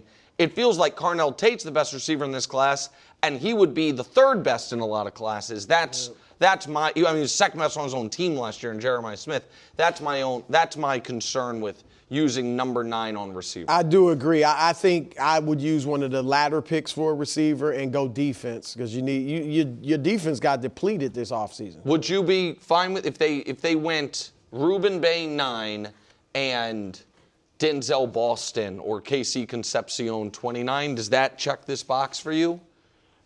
No. Okay. It doesn't. I think. Who do you want them to take? Carnell Tate or Jordan Tyson? Well, if Carnell Tate's there, I think they'd take him. So do I. I just don't think Carnell Tate is falling there. I don't. You guys know how I feel about football players. I like them healthy. I don't like the old injury risk player with the 9th overall. His highlights are ridiculous, though. Like a healthy Jordan Tyson has a very, very high ceiling. But you guys know what else is cool? What? A low bar. Because it's easy to clear a low bar. And Fernando Mendoza, even if he's a disappointment, he's going to be a massive upgrade for what the Raiders have had. We talked a lot about, at least in Chicago, like the situation that a quarterback is walking into and comparing them to the past. The Raiders have had the 3rd most starting quarterbacks in the NFL over the last 4 seasons, and it's the 2nd most interceptions over the last 4 seasons. And the list of quarterbacks is just a who's who of bad. Fernando Mendoza, people think, better than Drake Maye. Is he going to be the next Joe Burrow?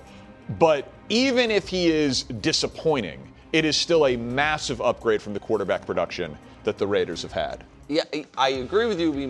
It'll be an upgrade, but it will be him being disappointing is not disappointing to Raider fans. It's cataclysmic because they were like maybe Jimmy G will be good. I believed in Geno, but there's a whole different level of faith associated with the number 1 overall pick, which is why, to Bruce's point or to Coach's point about what Bruce said, what if you had to set an over/under? What week do you think he starts his first game? 4.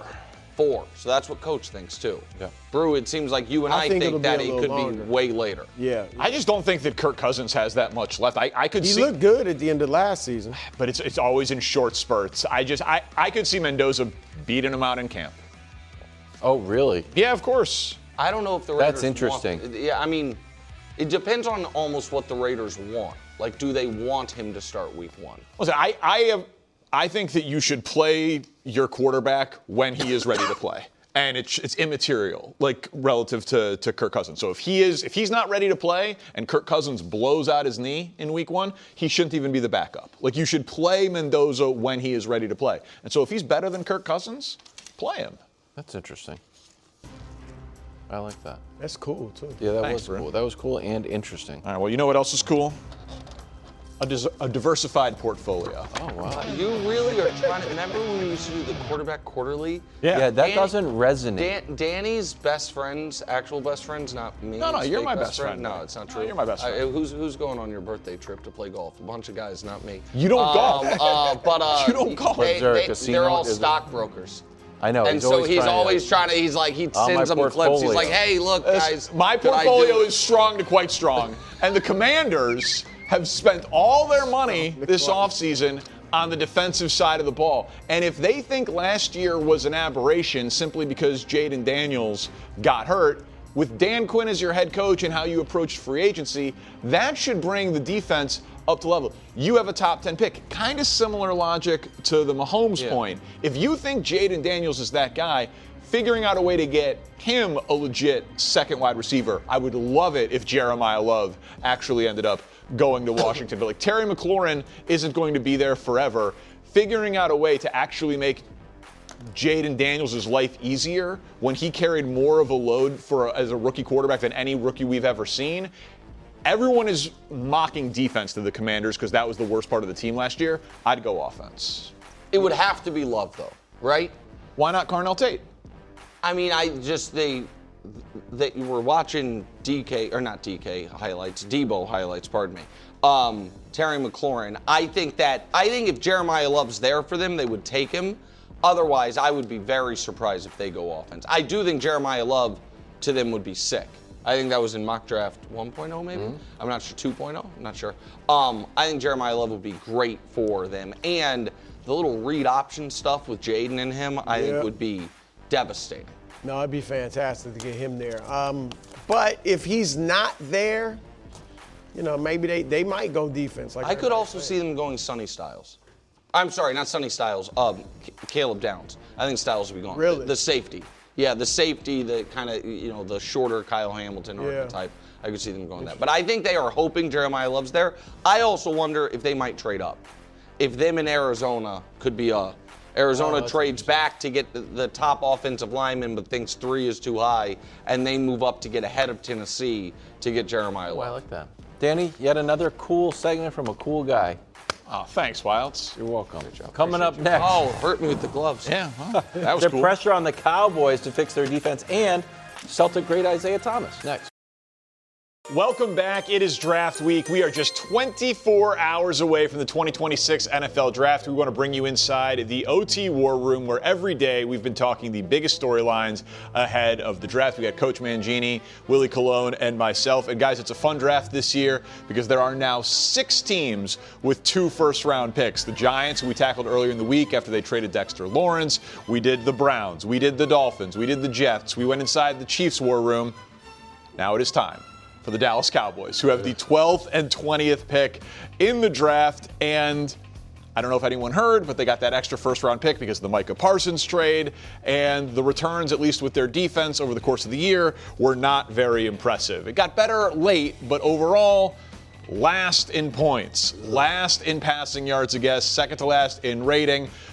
30th in takeaways, 22nd in sacks, and you see there at the bottom, only the 7th team this century to allow over 30 points per game and over 250 yards through the air. So the assumption is, Coach, I'll start with you, that the Cowboys are going to use these premium draft picks towards defense. How much pressure is on Dallas to kind of rebuild their defense through this draft?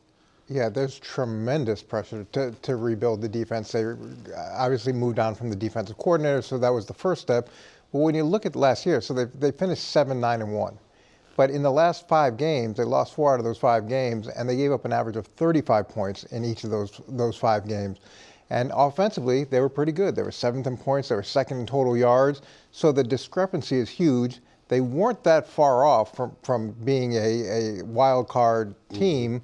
And now if they can make significant jumps defensively, they could arguably be in the hunt for the division. And if they make marginal jumps, they should be in the hunt for at least a playoff spot. Yeah, there's no doubt they need to pay attention to the defense and draft with a defensive focus. I think about some of the guys they drafted really high that were really projects like Taco Charlton and Mozzie Smith. None of those guys panned out, and it cost them. When I played the Cowboys, they had a defensive identity, and the one unit that stuck out was the defensive line. The days of DeMarcus Ware and Jay Ratliff and all those guys, that led that defense.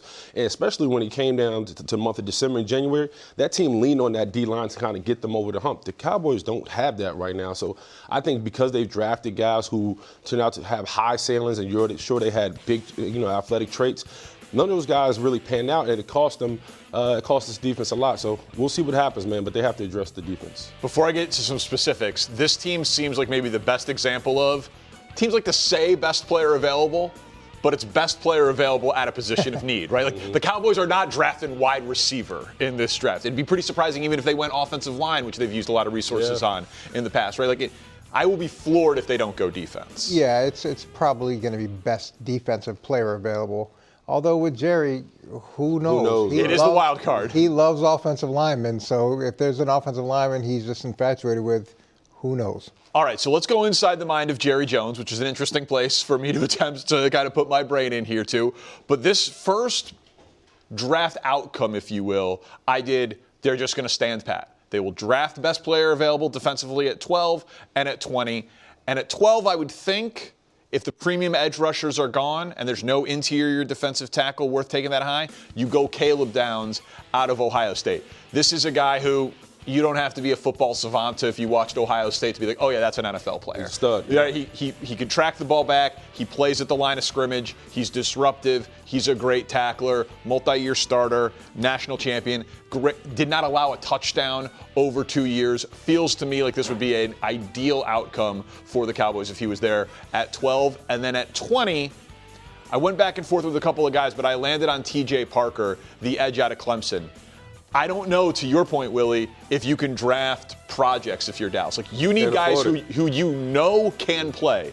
Maybe T.J. Parker does not have as high of a ceiling as some of the more traits you get, but he's 6'3", 245, 3-year contributor at Clemson, over 21 sacks, 6 forced fumbles, 6 fumble recoveries. Like, I know that T.J. Parker can play in the NFL, even if he's not a pure Micah Parsons-like replacement. If it went Downs-Parker, how would you like that for Dallas? So I like Downs a lot. I think he's a chess piece. I think he's one of those guys. You turn on the tape against Miami. I mean, he forced 2 forced fumbles, and he was just all over the place. A great tackler. I love his game. But I will also go, instead of T.J. Parker, I wouldn't mind getting Chris Johnson out of San Diego State. 6 feet, 190 pounds, man. You talk about Randall 4'4", tough. It allows you to move Deron Brand to to be the number 2 corner. He could be the number 1 because Brand doesn't have a good injury record, right? Like he's always hurt. So I think you get a legit need at a secondary position, and you get 2 young guys that could, you got talent. You could balance out the roster. Yeah, Caleb would be a really solid addition, not just because of his overall ability, but because of his versatility. And like you talked about, he does play down. He can pressure. You can bring him back in the secondary. You can move in a lot of spots. And he's an excellent communicator, and good defenses need that. They need guys that can make sure everybody else is lined up. So there's an element of force multiplier with him because he plays really well and he helps other people play better. The second pick, it's a little bit of a project in the sense that some of his sacks came in bunches. He had 4 against Pittsburgh. He had 3 against South Carolina. He really had a better sophomore year than he had a senior year or junior year. And you could say, well, maybe they were accounting for him more. He is a violent player, which is positive, and he does a good job of forcing fumbles, of creating turnovers. So you like all those aspects of him. Is he a finished product? Probably not as finished as maybe you'd like, but there's a ton of good things that he does and would bring to the team. Can I add one thing? I know some people looking at that and be like, the Dallas Cowboys need linebackers. Neither of us picked a linebacker. But if you're Jerry Jones and company, you can go into free agency after the draft and get a Matt Milano and Denzel Perriman and sign those guys. So I think what you have and what we have seems accurate. All right, and I think Caleb Downs is the type of guy that whatever team picks him, it's going to be universally praised. Everyone seems to like that guy. So now, this is the more Jerry Jones splash move. If you look at a trade value chart, and his old coach Jimmy Johnson was kind of the first one to create one, you go 12-20, and Dallas can trade up, and it lines up pretty well with the value of the 4th overall pick with the Tennessee Titans. So what if it goes Jets take Bailey or Reese at 2, and Arizona, let's just for the sake of argument, they go Jeremiah Love, which has been widely reported. They don't take an edge rusher. And you are sitting there with whoever the Jets don't take, either Arvell Reese, the Micah Parsons clone in terms of the measurables, or David Bailey. You keep him in the state of Texas, led college football in sacks and tackles for a loss. Coach, would you be an advocate of the Cowboys trading 12-20 to go get the 2nd edge rusher in the draft? Well, if they feel strongly enough about one of those guys, as the Texans did when they made the Will Anderson trade, and that's worked out as good as you could hope, and they gave up a lot. Remember, they gave up a 2nd, and then the next year they gave up their 1st and 3rd. So you'd have to see how the trade chart works out. But I just did the simplest version with 12-20, but yes, you could do future value too. You just need that conviction. And with Arvell, there is the question. He played 50% of snaps on the line. He played 50% of snaps off the line. Is he a pass rusher? Is he a true linebacker? Where are you going to play him? You need to have a role. And with Bailey, the ability to rush the passer is something that Dallas missed significantly last year. So that could fill that gap. Do you feel the way Houston felt about Will Anderson? Will Anderson. Yeah, I would, coach. You have to believe, baby. You got to believe. you putting a house on it. You got to understand it. Listen, I think the Jets are going to get Arvell Reese, and I think they also, David Bailey's probably the most polished pass rusher out of the 2, so he gives you like a guy who can plug and play and give you an immediate impact. But man, you got to be right. Like, especially in the condition the Cowboys are in defense, you got to be. It feels to me like it's obvious, but the safer play is just stay at 12-20 and throw more darts at the board. Right. If you're Dallas. Or trade back and try to keep adding more and more darts. Take someone at 12 and then trade back at 20 has been a pretty popular projection there. But that means that Jerry Jones is going to trade up. And he's going to go all in and push his chips in. Or draft an offensive line. Another Tyler. Tune in tomorrow. My one and only mock draft. What's the point of doing a lot? I'm going to be judged on this one, so I'm all in with tomorrow's mock draft in the War Room. Welcome back to First Things First. We have 12-year NBA vet Isaiah Thomas with us now. We are starting in LA where the Lakers, shockingly, are up 2-0, and Kevin Durant, he was in the game, but it wasn't just 1 or 2 turnovers. It was 9 turnovers, the same number of days that Ferris Bueller missed. And then on the other side, 41-year-old LeBron James, 28 points, reverse dunks, just being LeBron James. Here's LeBron kind of marveling at his own athleticism. Take a listen. I don't even know what that was about. I got to sit down somewhere. I got to sit down somewhere. All right, Isaiah. I'm a couple of years older than you, but I'm nearing 40. Do you marvel at past 40, 41-year-old LeBron James? And thank you for joining us. Do you marvel the fact that 41-year-old LeBron is still the best player in this series? Oh, for sure. It's crazy to even think that, especially with the season he had. Obviously, he had a pretty good season, but he was the third option. And then for the playoffs to start, his guys to get hurt, and him to be able to control a series the first 2 games and be the best player, it's like everything that we've seen with LeBron, it's just unbelievable. Yeah, and what he did during the season seemed to make sense. Like, I'm going to be a Swiss Army knife. I'm going to do what the team needs. There's some redundancy with him and Luka. This feels like as much about what the team needs right now without Luka and Austin Reeves, but also just a reminder of, like, if I do want to play next year, I can still do this part of it too. Like, this hasn't gone away just because I have chosen to make it go away for Luka. Oh, for sure. Like, LeBron is capable of doing anything he puts his mind to. He takes care of his body the best that I've seen any professional athlete do. And it's playoff time. So it's playoff LeBron. The game is slowing down. He's able to control each possession, and he's doing it at the highest level. And he's probably the smartest player still that plays the game of basketball right now. So he's dominating the Rockets with his mind first, and then his physical skills are coming in second. So that is now the praise of LeBron James that I feel like we are contractually obligated to do, and he 100% deserves it.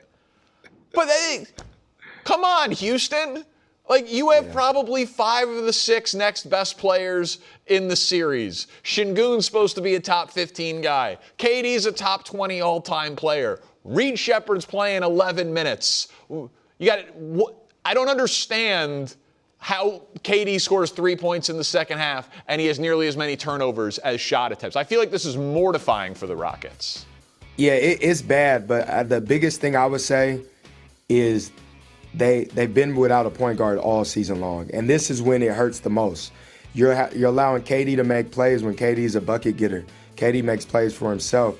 Now he's getting double teamed and being played on the physical end, on the defensive end. That's what the Lakers are good at, honing in on him, allowing others to beat them, and the other players aren't stepping up. And the one thing KD got to do, he got to stop turning the ball over the best he can, because 9 turnovers is too much for a player of his caliber. Well, you're 4 years younger than LeBron, and they need a point guard. Have the Rockets called you? Look, they haven't, and I'm right here. I've been right here all season long. And if you need 15 to 20 points on Game 3, just let me know. I'm available. So Amen Thompson at one point thought he was going to take it over, and I get it. Van Vliet signs the big deal. He gets hurt. But, man, that was many, many months ago. Like, Ime Udoka is considered one of the best coaches in the game. I know that point guards matter, but some of this is positionless basketball in this day and age. Şengün is supposed to be a great passer. Durant commands the double team. These guys are NBA players. Should it look this difficult, even though, yes, they do not have a traditional great point guard on the team? Yes, it's going to look this difficult because the point guard allows things to be easier for other guys. Like, KD's the one ahead of the offense. All 5 guys are looking at him. They're throwing a double team every time he dribbles to the hoop, and he's turning the ball over. So the Lakers are even, more energized to stop him. The point guard is one of the most important positions. Not only a guy that can score, a guy that can make things easier for everybody else, and that's the problem that Houston is having. Guys they have nobody to make things easier, and KD has to be the playmaker. On the other end, LeBron is the playmaker. That's what he's always done, so he's just playing his game. Now KD's having to get others involved, make others better, and he's never really had to do that. So it's tough being in the playoffs with no point guard and you having to make plays for each and everybody else when he hasn't been great at that at all times. I love the idea that you could just walk in there and put up 15 to 20 in Game 3. They definitely should call. Let's go to Boston, one of your former homes. And the Celtics, they came up short in Game 2 to the Sixers team that still does not have Joel Embiid. It was 19 from Tatum, 36 from Jaylen Brown. But Edgecombe and Tyrese Maxey, were going off. And so now this series is tied 1-1. The Sixers have stolen home court advantage. Here's Jason Tatum after the loss. Wish I would have played better. Wish we would have played better. But, even before getting injured, I think just being through it so many times, playoffs is a roller coaster. And I think what I've learned throughout my 9 years in the playoffs is, just stay even keel throughout. Isaiah, you spent a couple years in Boston. I want to run a theory past you about your former team. Maybe when you are having a bad shooting night, you should shoot a little less. I'm watching this game, and I know, live by the three, die by the three. I know it's a make or miss league. I know Joe Mazzulla is going to win Coach of the Year, and he has forgotten more about basketball than I'll ever know. But I'm going to show you a couple of stats. They were 13 of 50 from three. That is the fewest ever makes for a team that shot 50 or more threes. It's happened 25 times in playoff history where you shoot that many. You shoot that many threes, you're supposed to make them. But there is a pattern now of when the Celtics lose playoff games, it comes in a ton of missed threes. These are their 5 last losses in the playoffs. Their low watermark for missed threes is 28. And I feel like when I'm watching, okay, you're having a cold night. It happens. Go to the rim. Get fouled. Shoot free throws. Do you worry about the Celtics and their ability to just kind of go cold for stretches right now? I do worry about them at times because they do live and die by the three. The three has won them a championship before. The three have given them a lot of success. But as a basketball player and a coaching staff, there's times where, okay, the three ball is not helping us. Let's just get an easier basket. Let's step in and maybe hit a mid-range or get to the cup and get fouled and get easy free throws. So I think they understand that, but that's something that is in their culture of living and dying by the three. And I think they're going to ride it out.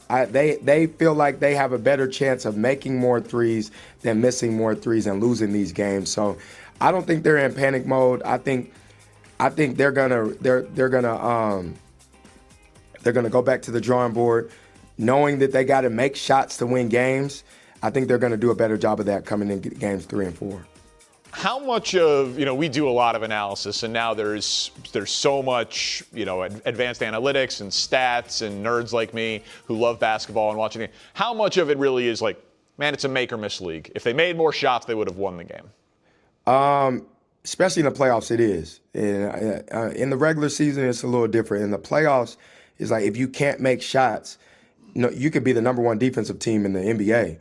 You're not going to win games. So, it does come down to teams and players making shots to win games, and you got to find different ways to win if you're not making those shots.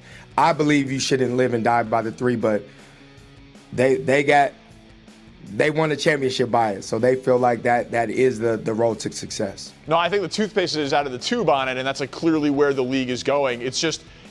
Forget I don't find it to be the most entertaining brand of basketball, but you've got guys on the Celtics that like Jason Tatum can be a slasher and can kill you in the mid-range. Yeah. Jaylen Brown too.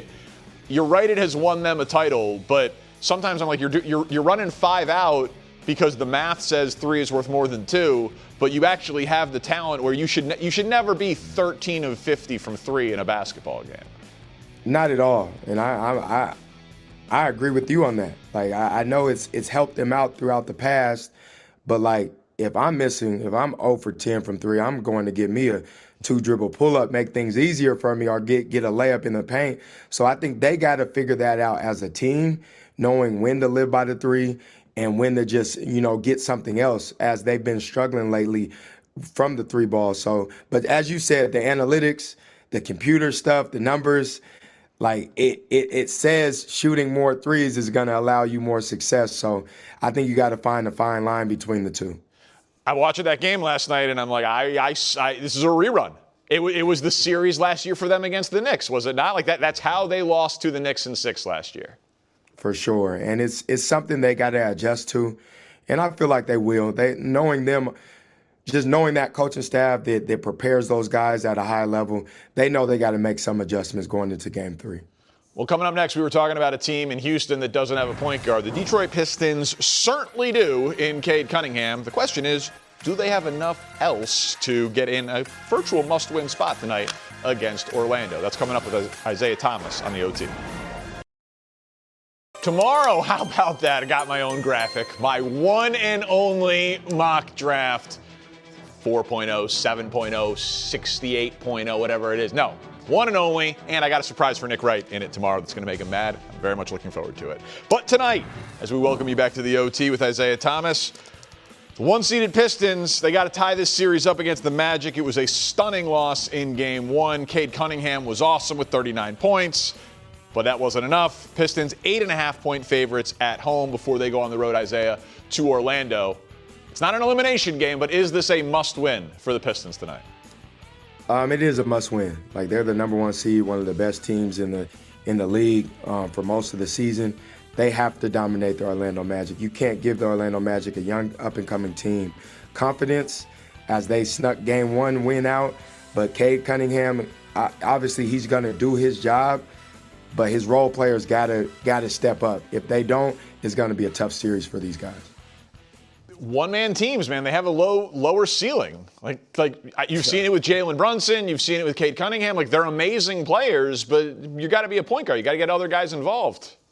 Yeah, it's tough. You gotta be able to use your teammates in the playoffs for sure. Well, Isaiah, this was a lot of fun. Enjoy the games. We're back tomorrow with more playoff basketball and draft talk on First Things First.